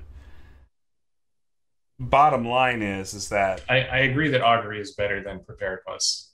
Yeah. I just think Messenger. I get more value for my 2 dice spend across the game. I mean, I guess like the difference is that you have a ready spell for 2 more searches. What's Carl's may only lose to? I mean, I lost to my Odette list in last season in competitive play. I think if you have enough control, I think honestly, like, Neil's 4-book archetype is more control oriented, and I think that it can put a lot of pressure on Snake. My deck would have a hard time with in its old iteration. It would have had a hard time with Hypnotize, just like Phillies, right? I have like the full set of redirects now, but right.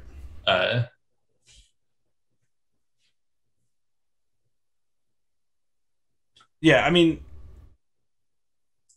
I'm not necessarily like, I wasn't trying to find an answer toolbox in this deck as much as just like, to Neil's point, what are good cards that I could put alongside it, and then how can I get value out of ETB effects on Raptor Herder or River Scald? And that was where I was like, well, Raptor Herder likes mounts, so I was like, well, I know mounts are generally good. Ghostly Mount is less good, but it's in color. So I was just like, okay, well, I'll play Ghostly Mount to mount Scald or Herder, depending on what the board state allows for. But I'm never going to stick a Herder against a 4-book archetype. So I knew that the Herder was not going to work.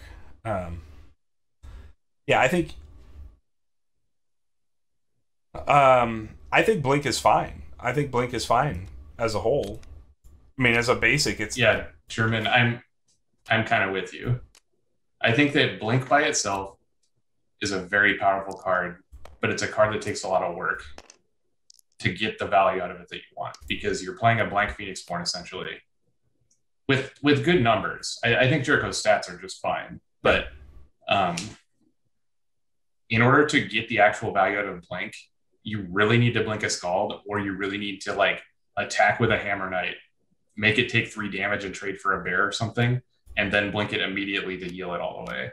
Like, and honestly, like if we were talking about this Inquisitor, just to continue, I don't disagree with Stormwind Sniper. It doesn't work in my color set, but I could put Rosefire Dancers into this. I could just go 3x Rosefire Dancer. That would be just fine in this list, and it'd give me a few more allies. That's something that would work pretty well overall. But I mean, again, I think to point, obviously, if I continue down this path with this list, it will turn into like probably 1 more sympathy die.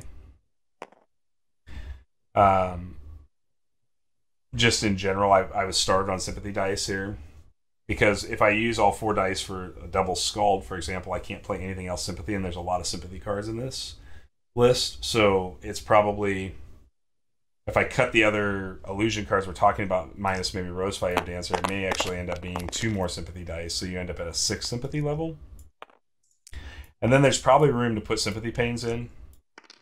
Have you heard from Christian or Doctor? Because we're right at time now.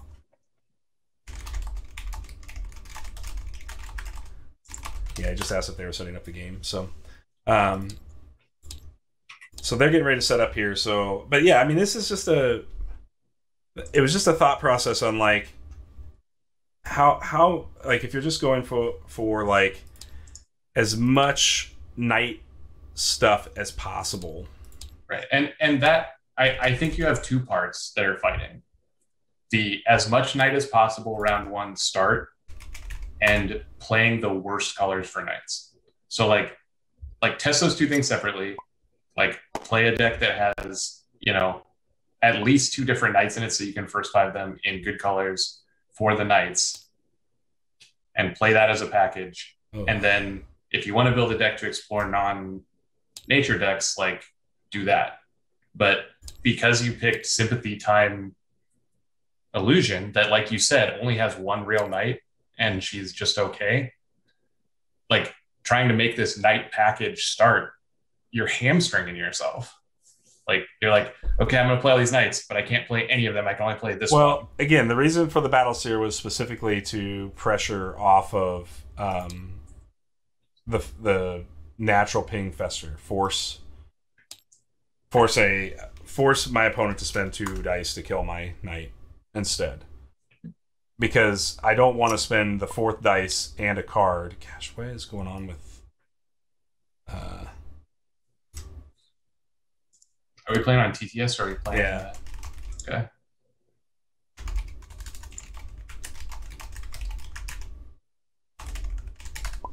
So the table is bugged for me. It's also bugged for me. Okay. So I guess it's probably something with Doctor.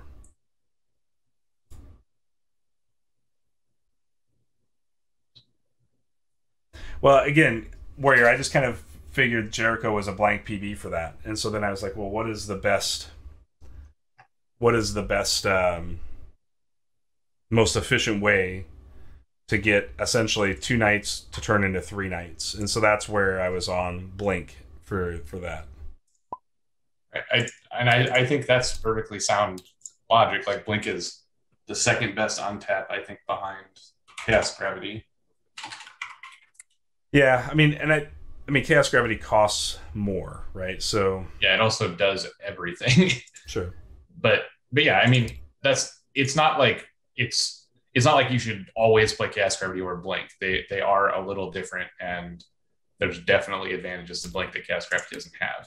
So, like, yeah, I think Double Night Blink start is a fine thing. I just think you're making it really hard on yourself by only playing Battle Seers colors.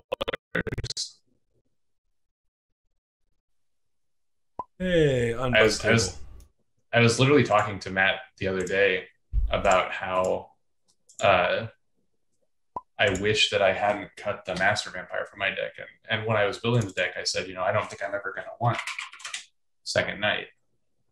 And then just through testing, I realized that, yeah, there's times when I just want another 3/4 body to first 5. Sure. And it didn't matter that it was Master Vampire or anything else, just that I felt like my deck would have been better with it. Yeah, again, if your plan is to use Phoenixborn ability every round, then I agree with you that Echo is a better Phoenixborn. But again, it goes back to, I wanted to see if Blink is better overall, and then I wasn't really playing Jericho for Prepare at all. Like, that deck was not... It could certainly use Prepare, but it wasn't playing it for Prepare. So, all right, let's transition away from trial deck to a couple of real deck here. So we are getting ready to kick off the season 4 round 1, and this is our feature match. And I've got Doctor and Prattlesnake Christian playing. Christian is in red on top playing the Xander, and Doctor is in blue on the bottom playing Astria. If you want to follow along with the deck list, just head out to shufflebus.com's SB4_deck list. I'm going to link that in chat for you now. And you can certainly follow along with their deck list there. I am going to try to keep that up. It's hard for me to do that with chat and everything else. So Neil, I'll probably rely on you for deck lists tonight. Yeah, I got them. Okay, sounds good. And then I'm going to let these guys go if we're ready. Yeah.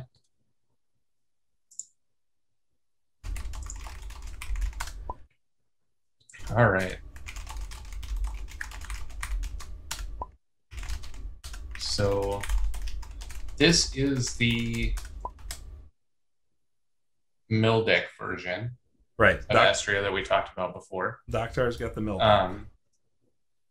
Which, because he's not playing to the board, I think that gives him a big advantage. I mean, I think Christian's deck is good. And Xander ability, like, is a very small, like, anti-mill ability. But Neil's great against Fallen. Meteor's great against Fallen. And he doesn't really have anything that's going to stop him from having to get through these Orchid Doves to do damage. Can we get a win poll? Yeah, let me get a win poll up. That's a good call, Warrior. Thanks for reminding me. It's easy to get lost in all that. I should have set it up, but I mean, there is definitely the possibility that I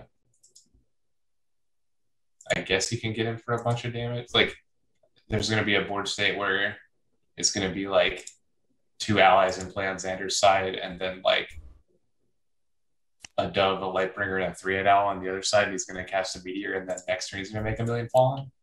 It would be much harder for the Astria to refill. But if the Astria plays its sweepers,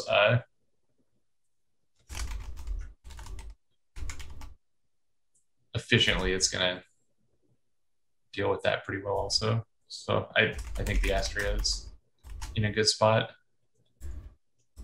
All right. You guys have a poll. Should be going here right now. So you can vote !D for Doctor, !C for Christian. Get your votes in now on who you think will win. Oh, you have to do !vote. Oh yeah, that's right. !vote. Sorry, and then D. I think it worked. That worked. Yep, I got the calculation in. Okay. All right. So we got first roll-offs done, Neil. Looks like Christian's pulling that Cam Curse with 6 basics. So Doctor's 2. Normally, I don't think that the Fallen deck, and I guess a Xander deck specifically also, cares too much about meditation because they want access to their discard pile anyway. But in this matchup, obviously the mill pressure is going to make that a little more awkward. So see that Foresight come down right away? Yeah. Just super safe open.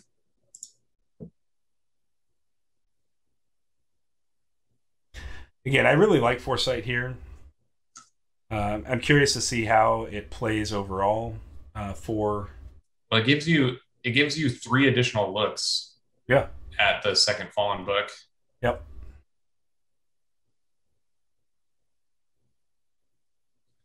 And it's kind of interesting because he rolled 7 basics or whatever, so he's going to have to meditate a bunch before he Foresights. Yeah. Because if he sees the book, he's not going to be able to meditate then.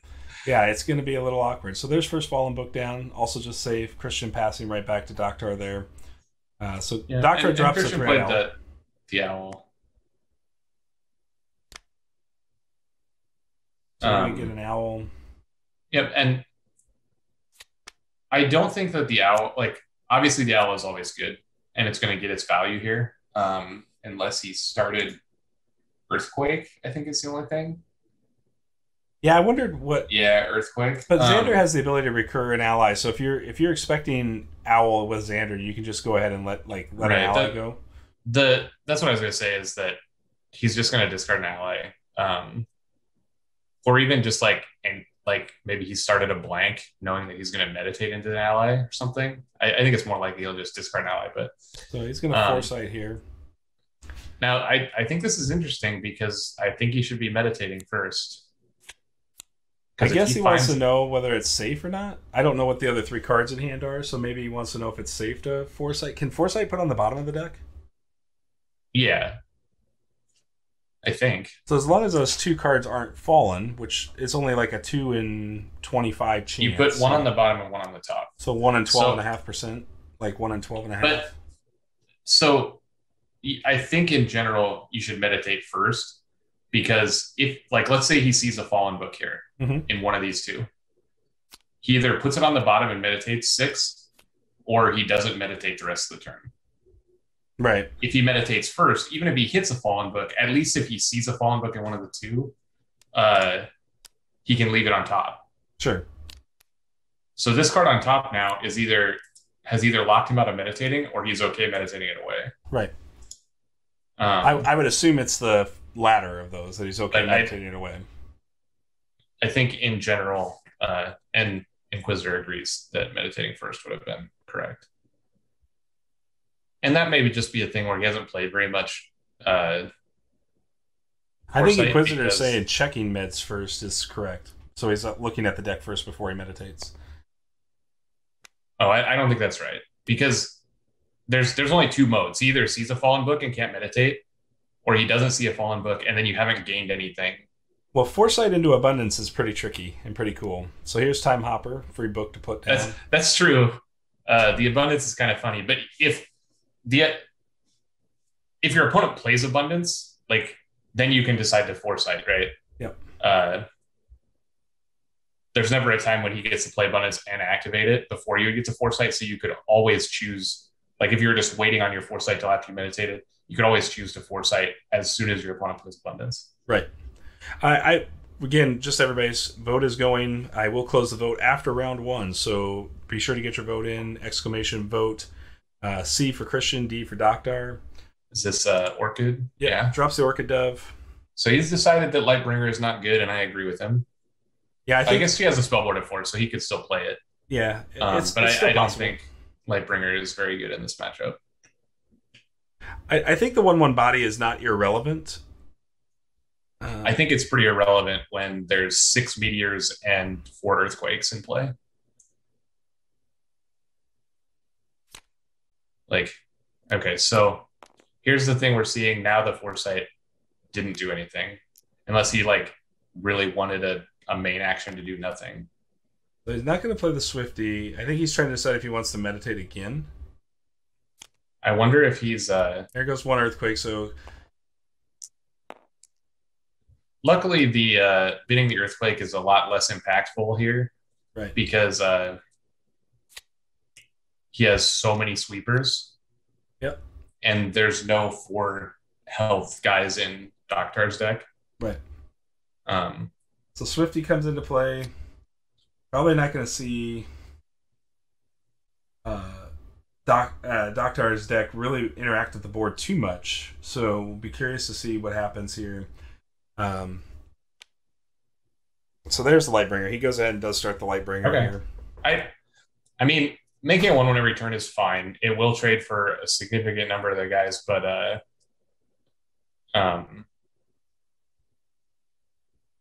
I just think that it's... I guess I don't know if he could be doing better. Is the only thing. Yeah, I don't know. We'll see what his last card is. Yeah, it's hard to say.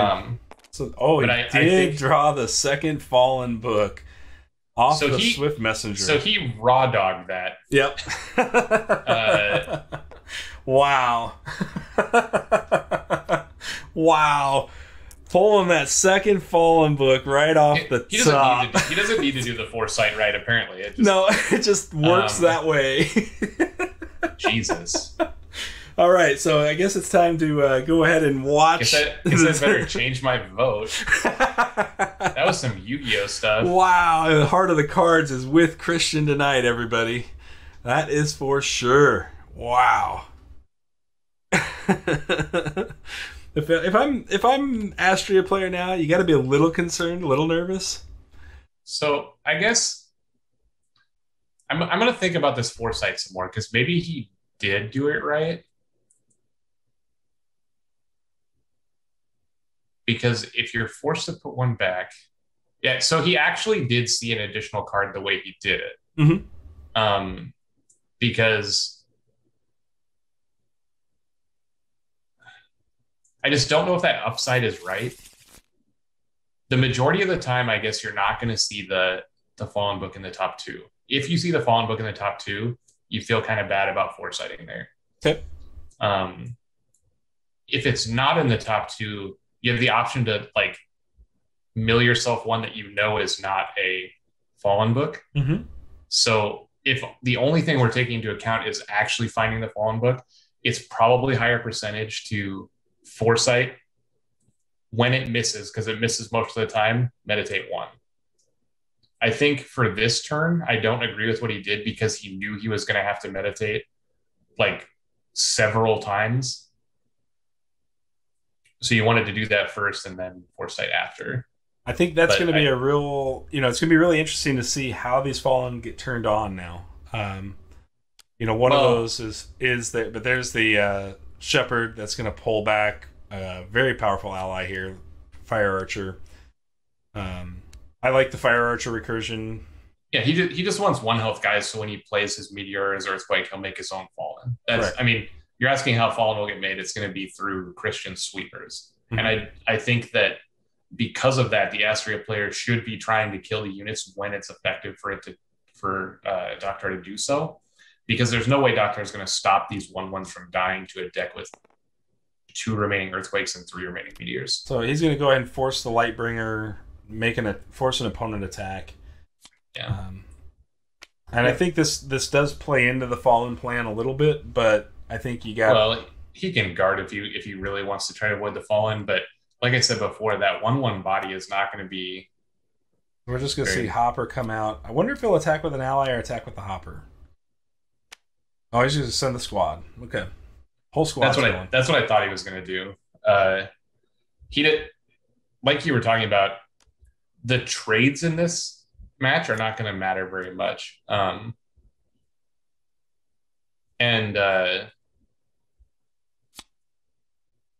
he's even choosing not to owl him. He's choosing to block,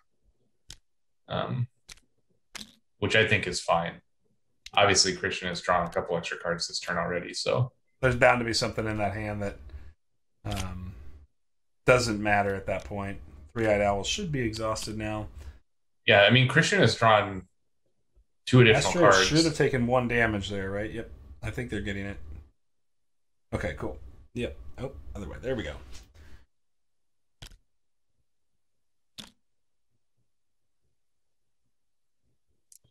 Yeah, and German's right. I mean, there have been a lot of actions taken and not a lot of dice spent, but that's, I mean, well, there's the open memories. We're just going to see that in this matchup where all their stuff is cost 1. Imagine we're going to go to another Orchid Dove here.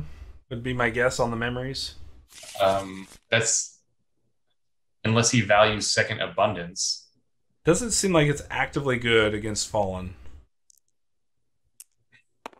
Just more likely to get this deck has a lot of efficient plays, and it can very likely play. I guess it won't be an abundance because he only has 1 illusion dice. Right. So that's not even a consideration. It must be Orchid.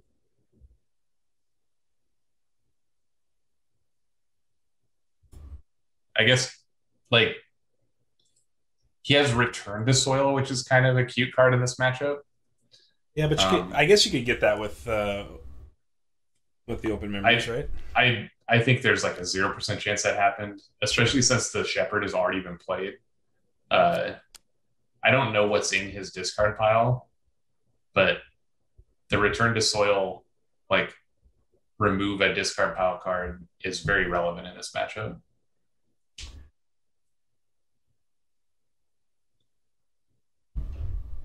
I actually think Christian's going to have to pressure with some bigger threats because of the Orchid Dove, but he's going to go at the 3-Eyed Owl here. Not going to get an Astria block. It's just going to end up with a dead.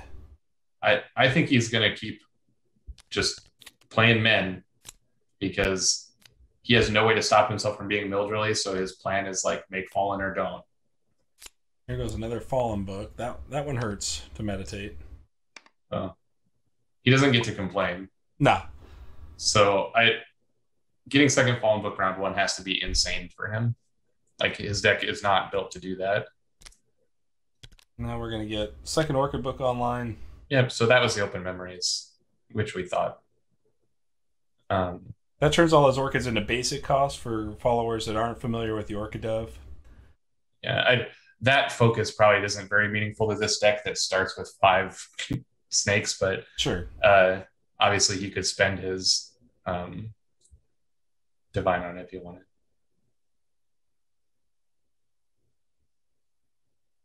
Christian in the tank here for a minute, thinking about a Xander maybe, looking at his discard pile. I think it's a real possibility. You could Xander into the Grave Knight, but you do have to worry about Beguile then on the Grave Knight. So he does have a Grave Knight in this I would not play any big units in this match. I don't think that's how he can win. Especially because, like you said, of the Astria ability. Yeah. It just opens him up to Astria ability wrecking him. Even just if he plays a Grave Knight, he would just take 4 from Mark of the Gods right now.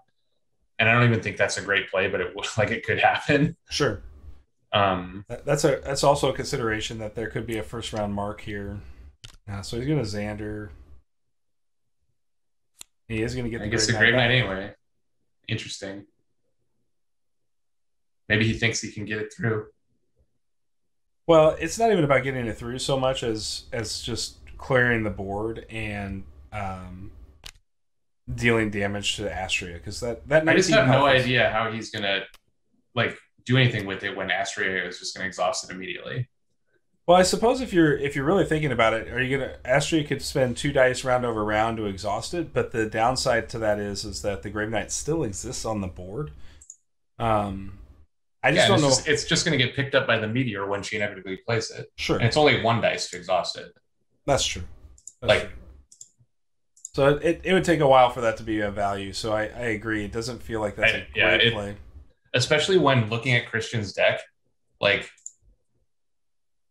he has Immortal Commander, and that's literally the 2 Immortal Commanders are the next best thing to hit with Beguile. So Grave Knight's the only real target for Beguile. He's gonna make a bunch of Fallen and clear the Orchid Doves off with the Earthquake. Mills 2 in that process. And he gets he's still got plenty of cards left right now. He's gonna get 6 tokens. 3 on each Fallen. Yep. And so the Astria is still showing Neil, but she is not showing Meteor right now. Should be 3 tokens on each one. Yep. Yeah, I agree with you, Carl. I don't know why he made the second bird. Yep.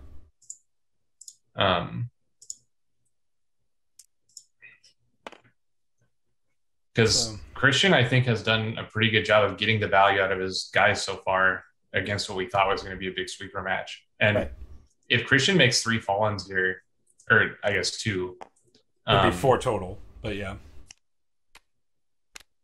Yeah, I think making 2 and then passing is correct. So you can attack with he's either gonna get kneeled right now and get in for 2, or he's gonna get in for 2. Oh, he's gonna get Beguile on the Fallen. Yeah, see now the Beguile looks a lot worse since he didn't play the Grave Knight. Right. And so maybe the Grave Knight pickup was simply just to mill himself 1 slower. 3rd Orchid book in hand, Warrior, is what you're thinking? It's possible. It is possible on the abundance that he's already got 1, but he's going to make 2 more Fallen here. My guess is one of these is a Neil. There's the Mark of the Goddesses. Okay. I'll just clear him with Mark. It kills 1 of them, I think, right? Yeah. Yeah. So, yeah, I think Christian did a good job of getting the value out of his guys. That was his biggest his hurdle into going into this match was he needed to be able to like get the little incremental damages in between the sweepers, and so far we've seen that. All right, we're going to close the poll. If you didn't get your vote in, this is the last shot. Closing in 5 seconds here.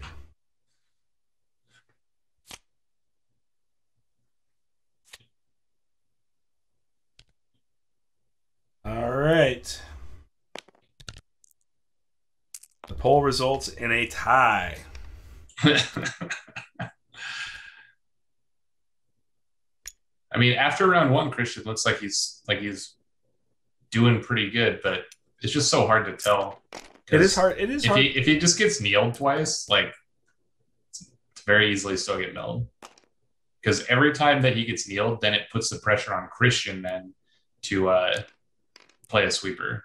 Yeah, because he can't leave just a bunch of 1-1s tapped in play.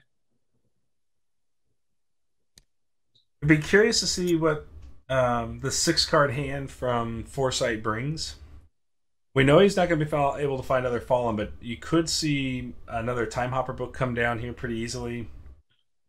Yeah, I think the only cards that matter anymore are Hopper book and sweepers. Like he has access to all the allies he needs through Graveyard Recursion. Mm-hmm. Obviously, drawing allies in hand is just fine, but it doesn't really matter what they are anymore. I guess Immortal Commander has the potential to be good, but I think probably if he plays an Immortal Commander, then it will just get Astriot immediately before it gets to fire up its thing. Agreed. Though he does have 3 accelerates, so I guess it's possible you could see the accelerate play. Yeah, so I take that back. If he draws Accelerate and Commander together, then they become impactful. I think we'll probably just see the Fallen get exhausted here. You might see a Time Hopper, but I guess he meditated to the 2 shadows, so he can't do the Time Hopper play right now. Yeah, I think he's going to attack, or he's going to make a bunny and attack. He can't make a bunny because he meditated the 2 shadows away. Because he didn't roll. Oh, he meditated. Okay. Yeah, he rolled all basics on the time dice. Okay. He's rolling worse than you. He's definitely rolling pretty rough, and that's not what you want to have happen when you're up against a mill deck, playing in that long game. It's already down to 11 cards in deck. That's kind of crazy. Yeah, and you know he's going to get hit for at least 2. Okay, so here comes the squad. Whoa, TTS things. Yep. I think he would have liked to have made a hopper there, but you're right. If you just don't roll any turtles, you can't. Right. Or time class. Yep.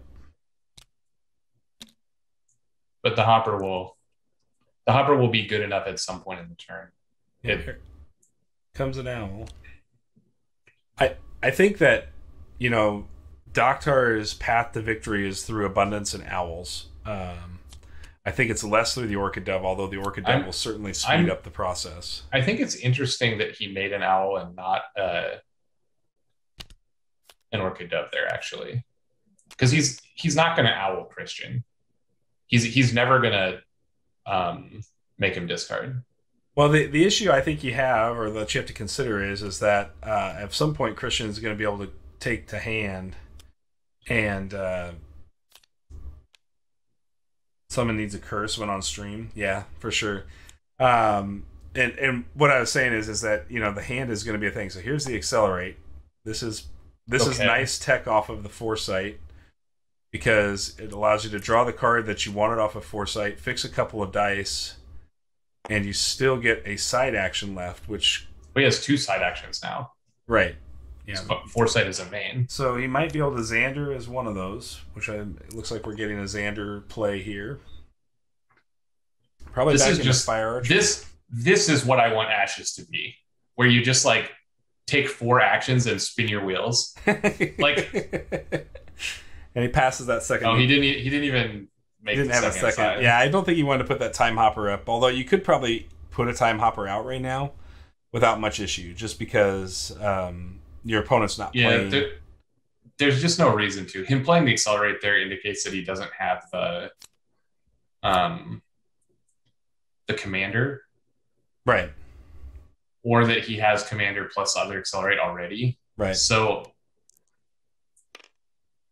This goes- maybe, I guess if he has commander accelerate, he should have made a bunny, but we don't know that he does. Right. Although you can still, I know because that's true. He's Fester's no good. Yeah, that card's not very good in this matchup. So Discarding other Fester. Okay, yeah. So certainly looks now like he's showing Meteor. Yep. Which after, I mean, he has 9 cards this turn, right? I guess, and he saw 2 with Foresight and drew 1 off of Accelerate. So 8 cards left in the Christian pile. He's put 2 on the bottom. Like, there's only 6 unknowns in Christian's pile now. Okay. There's second abundance, so we are getting closer to abundance as a damage source. I mean, there's second time hopper book. It's a damage source already, kind of like, because there's so many cards left in the Astria deck that it's going to be one-sided when he activates it already. Absolutely, yeah.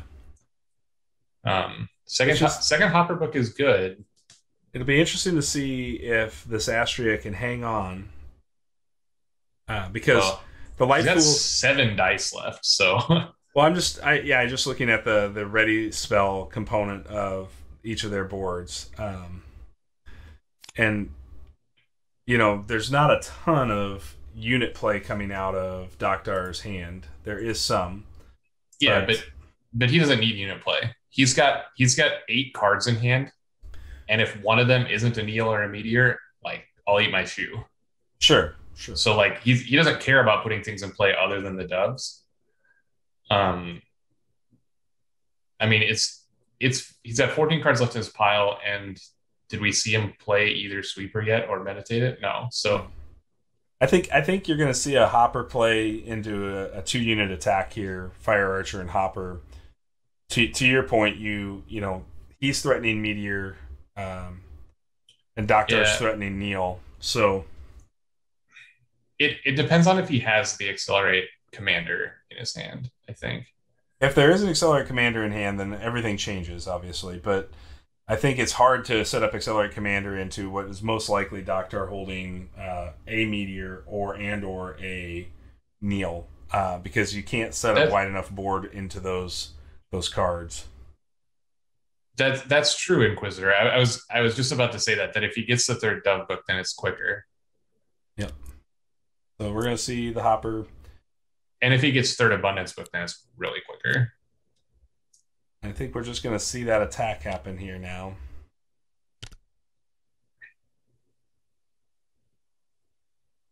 Just playing around those Neils. He's going to put the status counter on his owl. Are you allowed to do that? I don't even know what this card says. That's a good point. Yep, sure can. On another target unit. Yeah, absolutely. That's interesting. Yeah. Bunny can put status counters on your opponent's stuff, but what a flex. Bunny can put status counters on your opponent's things, but Omenbringer cannot stack your own deck. Yeah. So we get 1 more point of damage in here. Yep. And that's good. Xander has 6 battlefield, is that correct? Right. So he's got room for a bunny and 1 other unit, so he can continue to slow play this plan of like make Fire Archer. I mean, so this looks like a dove. Yep. Yeah, so he's gonna hopefully have like, doesn't really matter what it is, it's just he wants it to be like Psychic Vampire or Shepherd or something, like some very cheap unit. Yeah, Swifty, perfect. How did Xander take 2 damage? What hit him for 2?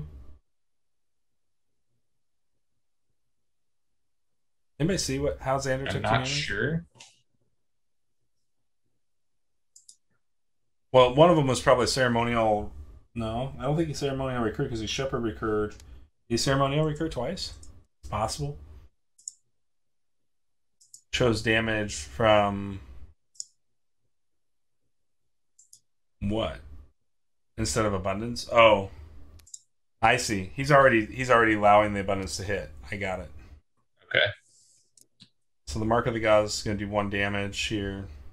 Not a super great mark, but obviously not terrible. Yeah, Yeah, it makes sense. Matt, understood. Thank you. I just didn't see that had happened. I didn't even know that was really an option. Yeah, because normally you may just draw wanna the 2 the cards. Yeah. Yeah, right. Yeah. Makes sense.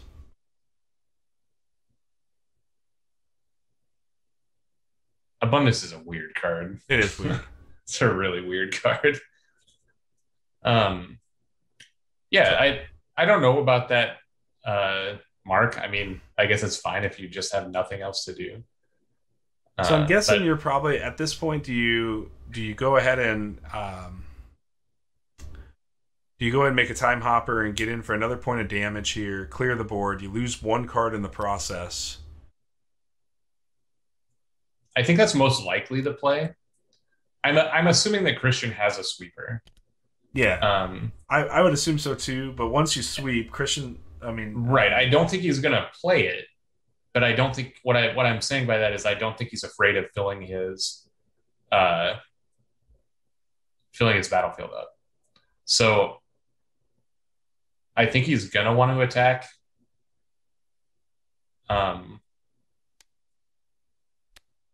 No, he just sends the good luck, Cam. Sends Swifty at the owl. Just going to clear the owl. I don't mind clearing owl.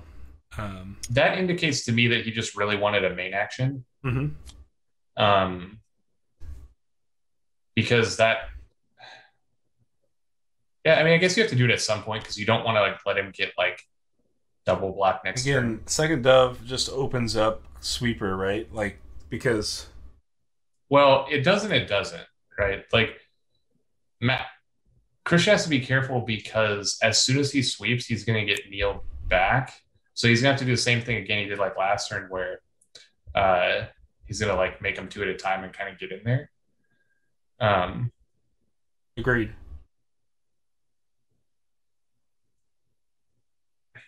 We've already seen 2 Mark of the Goddess, so it's very likely that the last mark is in Doktar's hand at this point.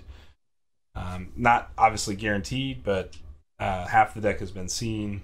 Yeah, I think Christian is playing this very well, and if he continues to play at the way that he's playing now,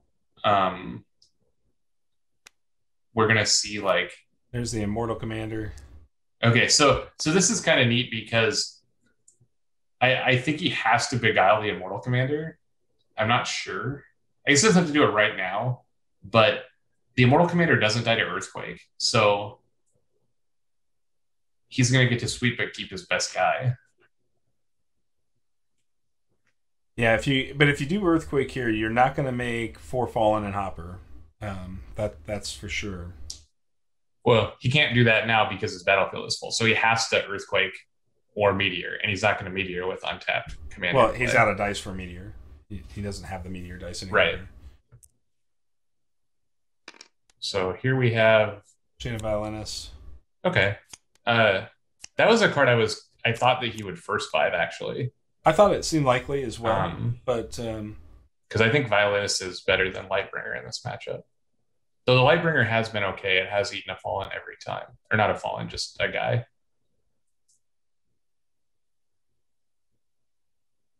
Obviously, getting cards from hand before you sweep is so he played Violinist, but he didn't shoot anything. So I guess we're not getting a clear. Don't have a clear. Astria takes the block here. I think that's a good play because the commander wasn't going to be good post the clear until 2 turns after the clear. Mm-hmm.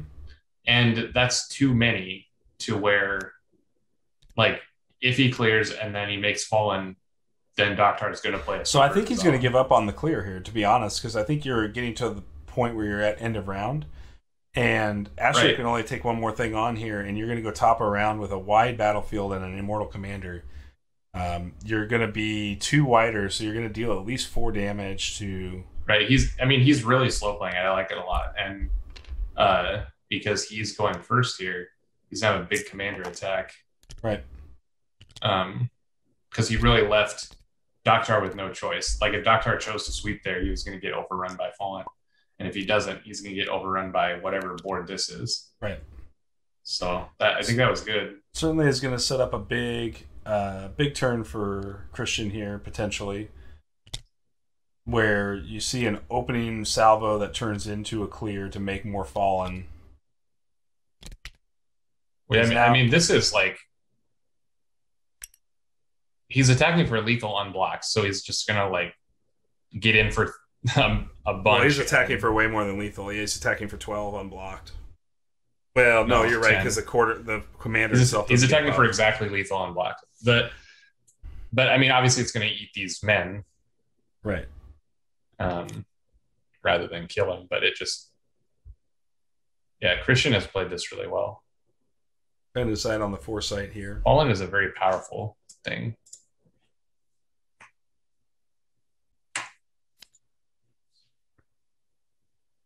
Do you have to choose that before you draw your other cards or after?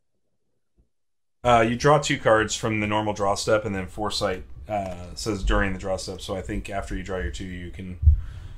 So you get to see your draw up hand before you. Yeah, 4 gets in here. Well, he may choose not to block with the violinist. So I don't know what's correct, 6. But like. I think I would lean towards taking 6 and keeping my violinist, but I'm not sure. Maybe this is better. I guess since it's blocking 2 damage, this is probably better. Yeah, it feels like it's probably better.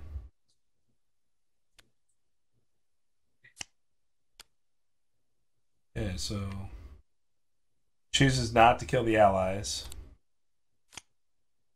Smart there. So 4 gets in on Astria, takes Astria to 6. It's going to get tight here.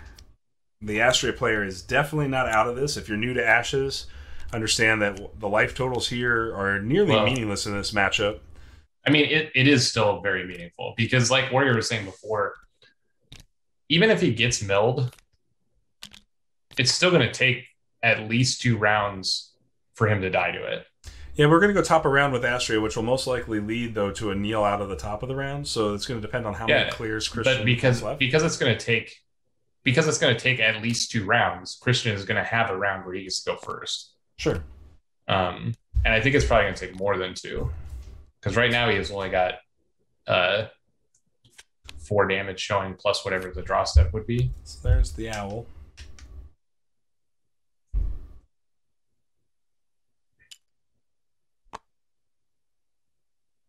I think Christian's going to probably slow play this. Yes, there will be a top around kneel in the next round here, no doubt. We're not going to see that change. Both players are searching Christian's discard right now. I'm sure they're just looking at how many earthquakes and meteors have been played or passed by at this point. Right. I mean, Christian should know the bottom 2 cards of his library also. From activating foresight, so he actually that's kind of cool that the 6th card he drew when he was deciding whether he wanted to draw it or not, he actually knew what it was. Yeah.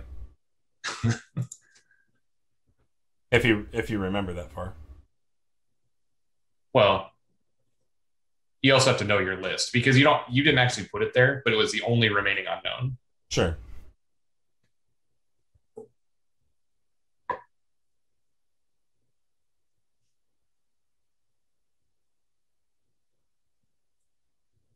And you're right. In round, what is this, round 3? We're in round 3, yes. So top of round 4, there will be a kneel, but that doesn't actually stop Christian from doing anything. So right now, as long as he saves a meteor and looks like if you go abundance, make him draw the last 2 cards or take 2 damage. He could potentially take up to 4 damage off abundances. Orchid Doves would mill the last 2 cards this round still. You would end up in a scenario where You'd stay at 16 for this round, or you'd go to 12 for the round. Yeah, But I when you mean, go, but when you go, ideally for Doctar, is he's going to. Carl, I don't know. I've been trying to track it. I know for sure we saw one EQ go by, one EQ been played. There's been no meteors played. So I don't know if there's any meteors in the discard pile because I don't have the ability to search the discard pile. No meteors have came from the Doctar side, and no Neils have come from the Doctar side. Doctar has 3 meteors and 3 Neils. Be less likely to see those cards come from Doctar. But although there is a game state here where a well-timed meteor could take all of the tempo away for Christian going into round 5. Well, I think what I mean, Astria's only chance here, I think, is to engineer a situation where his Orchid Doves die before he activates Abundant Cistern, which I think is very doable. So he's going to foresight the Astria deck here. Yeah, that's cute. He knows his cards, and he may not even get to draw them. So yeah, it's very possible that could happen, Matt. There's no doubt that third Orchid book, but I don't think by any stretch of the imagination the Astria is out of this this match. This is very tight right now. I think it's looking pretty bad for Astria, but obviously there are still. So you double discard. Just show it. Threatening again, this indicates the meteor. But he did it last round too. He's got Xander to bring back the Psychic Vampire. I like that. That's a nice value play. Yeah, that's true. He could also like Xander for Shepherd, which starts like a chain of unmilling yourself. Yep. So he's gonna take the card with the owl. There is no memory drain in this list. No, memory drain is the owl ability, and he just did it. Carl called it. I see what you're saying. I thought you were talking. I was thinking memory theft. Sorry, brain not working. Yeah. Yep,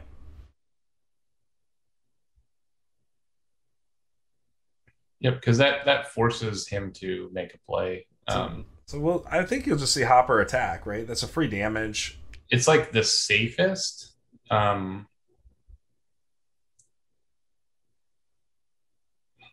I don't know what else. I guess I can't really think of anything else that he would want to do. He's just going to go ahead and meteor. Looking at his list. Just wants to get those fallen set up. Okay. Yeah, that's fine.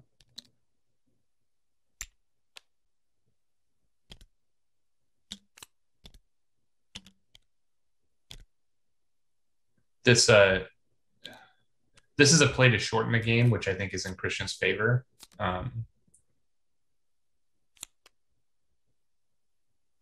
He gets 4 counters on the fallen here. So he's got plenty of fallen now. And now he has tons of main actions. Mm-hmm. And he, like we were talking about, I mean, he could even go so far as to go 1 at a time. Since he's at such low life total, like you just make 1 fallen and then attack, 1 fallen and attack. I don't know that that's like where you want to be, but it's a potential option. So we see the dove come. I would suspect we'll get a double fallen play here into 1 damage.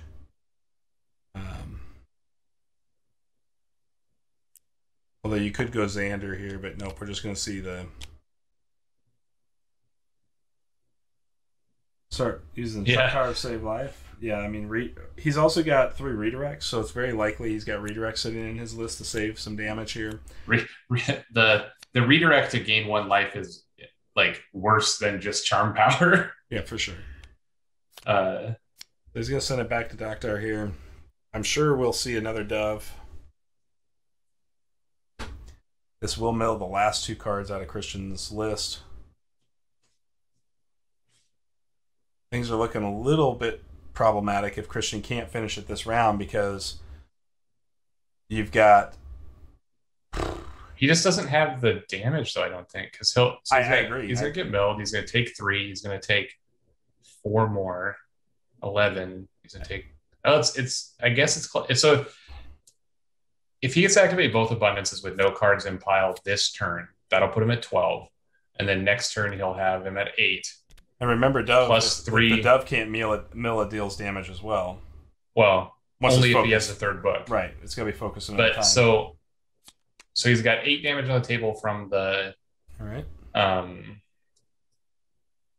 Abundance is assuming that he gets it milled, which I think will happen. And then he's got 3 damage on the table from Fatigue, which would put him at 5. Make a hopper. He's going to get in for 2. So even with the third Dove book, I guess if he has third Dove book exactly now, no, that still wouldn't do it. It'd leave him at 1. And he'd have to go to round 6. As far as I know, Inquisitor, that's correct. 1 EQ and 2 meteors. I did not see another meteor go past in Christian, so there's still a distinct possibility that's there. I think honestly, if you're going to just trade here, you trade 2 Fallen into Dove and Lightbringer. It's probably fine. Well, he's going to make a hopper. Well, he was debating it, and I think it's just, how many actions do you get where you're going to get to clear with hopper? I think this is way better. He gets the damage through and kills both guys.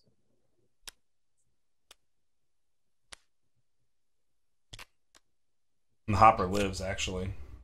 Yeah.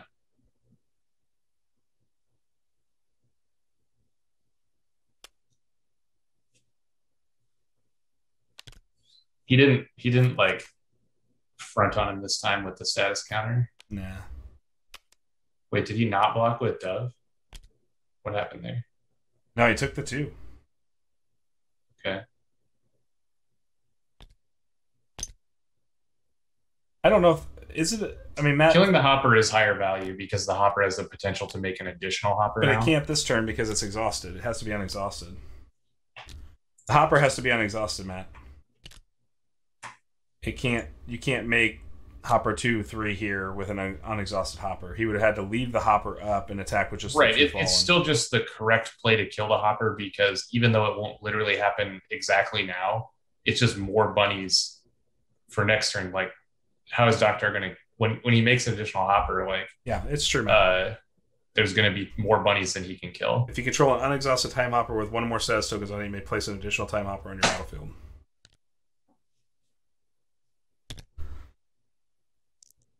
So here's some more Fallen.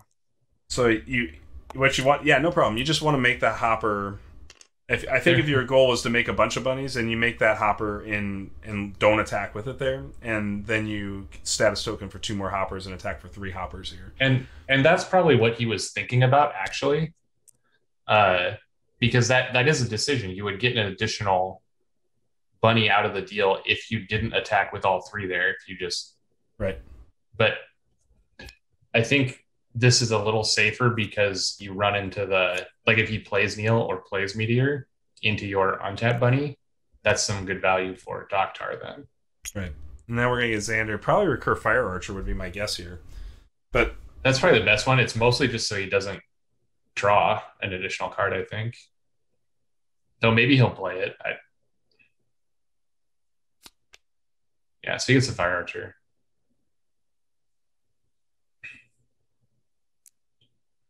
Right now, I think 2 Fallen is maybe better than Fire Archer. Okay. So there's an enchanted Violinist is good. Violinist will... Because that's going to get his last card, right? It's a Fallen and takes a... there's card. 2 left. Yeah, because he didn't block with the Dove yet. So Yeah. I think he's going to make that last bunny here. Attack for 2, get in for 1. Fire Archer will not finish it this round, but Fire Archer will finish it next round. Nope, can't make. We gotta tell him he can't make 2 bunnies.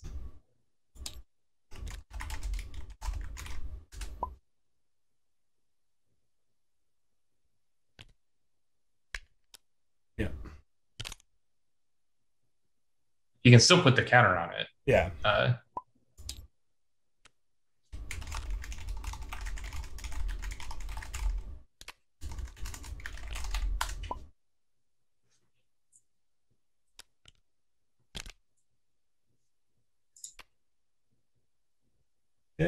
Blocks with the Dove, gets the last card this way. That's the last Meteor. So all we know for sure that's in hand is potentially 1 Earthquake. Interesting that he put a Meteor on the bottom. I guess that would have been with the second The activation second of Foresight. activation of yeah. So that makes more sense. I guess the first one I wouldn't have made sense either because the only thing he was looking for was Fallen Book. See, I think you're into double. You're into double. What you get now is the ability to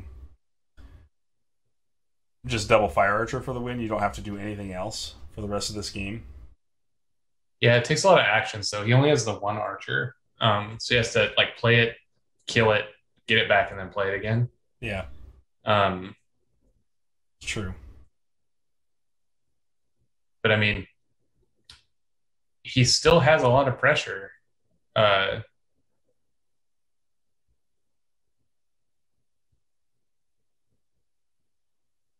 Because we assume that there's going to be a Neil top around 4 here. Seems likely.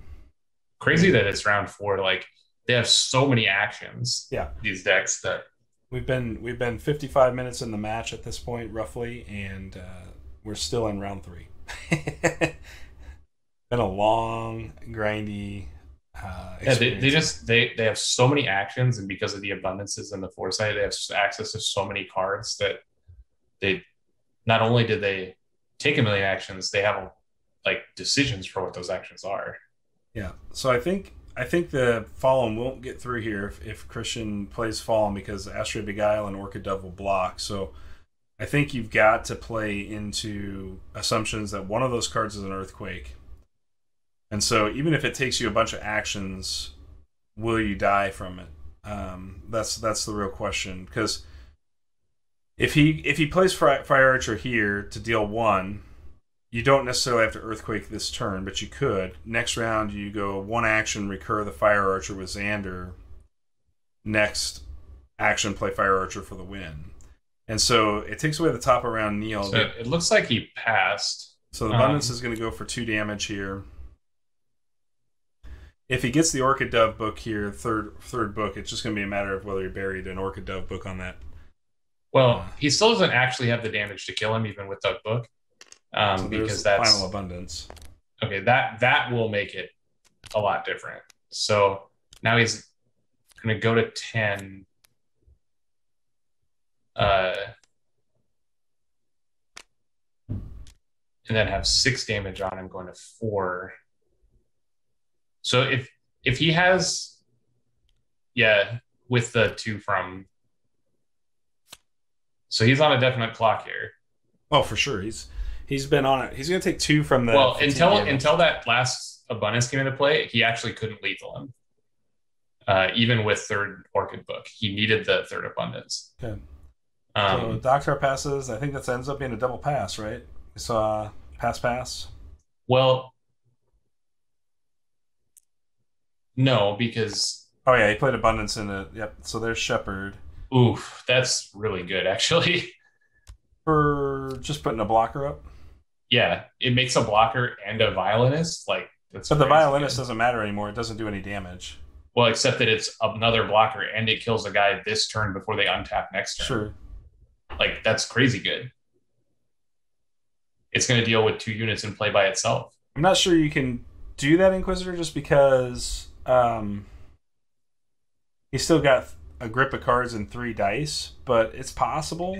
Right, Carl. With the Shepherd into Violinist, he doesn't have to kneel top of round. Right, and that's really, really good. All right, send it back to Doctor again.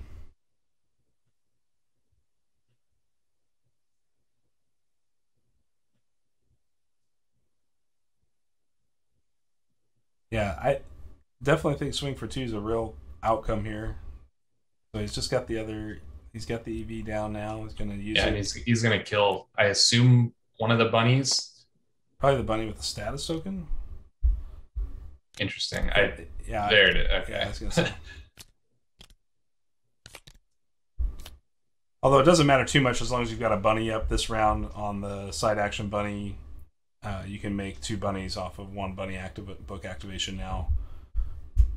in the next round as long as it doesn't. Right. It's just like if you're looking at this board and you Violinist a Fallen, you're just spewing value. Yep. So here's the Earthquake.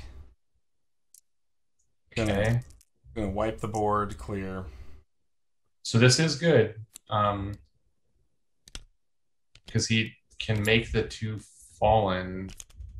It's gonna depend on whether or not. But he can't kill him. Well, the other side of this could be a redirect. Just to save face, but you're gonna have to get another unit on board, right? At minimum, he can just use that snake power to shrink one of the Fallen, and he won't die. So that was the only Shepherd. So we're not gonna see another Shepherd to recur Violinist.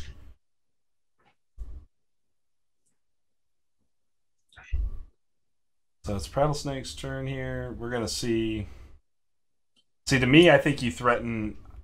No, didn't get any counters. He's gonna make 2 Fallen. Yeah, because you're gonna get a Beguile off of this. You get in for 1. Beguile isn't enough because he knows he has Fire Archer. Right, but you can't play Fire Archer this turn, so you're gonna get right. But he also can't kill. He can't kill Christian in 1 action next turn. So here you have to do what Carl says: Beguile 1 and Charm the other. Yep. That's going to be the only way you survive. And then you are forced to kneel, I think. First action round 4.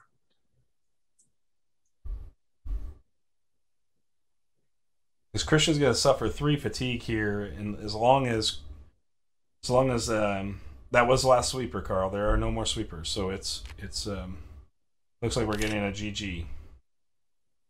Wait, he's not actually dead. He actually had another sweeper too.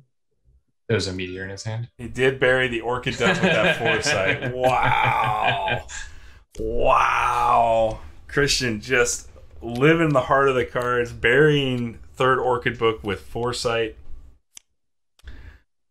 Incredible. I don't think he needed to concede there, but he was probably dead. Well, if you go top around, and he kneels, he's got 2 tap Fallen, right? And he's got. And Christian just makes. Christian goes to. He makes 2 Fallen. Yeah. Christian would go down to 7. 2 Fallen. Then you have to have like Beguile plus Snake again or another sweeper, but yeah, that's right, Inquisitor. He has to roll really good. Yeah, very close. I think Carl's correct because essentially all of because the Hopper does it, right? That was a sweet game. Yes. Yep. Crazy game. Very close. Very well played by both players. So congratulations. I loved watching this because Time Hopper was so relevant. You know, I talked a lot about how Time Hopper has kind of like not quite gotten there, but it was really good this game. Yep. So yeah, I do think there's some potential play there for sure, but yep, should have gone ahead and moved into the top round, taken your abundance blood points. Absolutely. And, yeah, he would be at 6 instead of 10. Yeah, because he would take 3 fatigue. He'd actually go to 5. Oh, yeah, he had 2 cards in hand. He would take 3 and then 2. Yeah. Yep. So, all right. Well, that is going to wrap up our coverage for tonight. This was our round 1 feature match. Thank you to both Christian and Adam for playing tonight, Doctor and Prattlesnake. Congratulations, Prattlesnake. Round 1 victory moves you on as the 1-0 Doctor in this mill deck going into round 2 with a loss. However, I'm guessing this won't be it won't be an 0 for 1 deck for long. This is looking like a pretty solid mill deck here from Astria. Yeah, that was very cool. So, for sure. All right, everybody. Thank you so much for spending time on stream tonight with us. We had a lot of fun. We will be back on Tuesday. I hope everybody has a fantastic weekend. We'll Make see sure you all get your soon. games in by Saturday night. No, Friday night. It's got to be in by midnight. Saturday. Friday? Yeah. Tomorrow? Carl and I scheduled ours for Saturday at noon. You guys have... you can go look at the... All right. Carl will figure something out tomorrow. I said we lost a little bit of time on round one because we had our kickoff show on Tuesday. Well, because normally I would have posted at midnight on Tuesday, which would be Tuesday morning, right? That's what happens, and then you would have to have all matches due by midnight. I don't care. I'm not listening to you anymore. Okay. Obviously, I wasn't listening to you before. Why do you think I'm listening to you now? Maybe midnight on the 14th, right? I mean, I don't know. I'm tired. I got 3 hours of sleep last night, so hold on. Before I say something, I'll retract if I'm wrong here. Matches are due by season 4. Home. Rules. Round 1 matches complete by 12 a.m. August 13th. So yeah, that's tomorrow night. Yep. Wait. Yeah, it's 11:59. Oh. It's yeah. Yeah, I was gonna say 12 a.m. is actually like a couple hours from now, but it's 11:59 August 13th. So. All right, Carl, we'll have to figure something out to play tomorrow. I thought it was Saturday, but all right. Thanks again, everybody. It was great having everybody chatting with us again tonight. Fantastic match in round 1. Exactly what we wanted to see as a feature match. So look for more great tournament coverage over the next few weeks, and we've got one more preview to wrap up, and then we'll have much more stuff to do on the show. So we'll see you all Tuesday. Take care.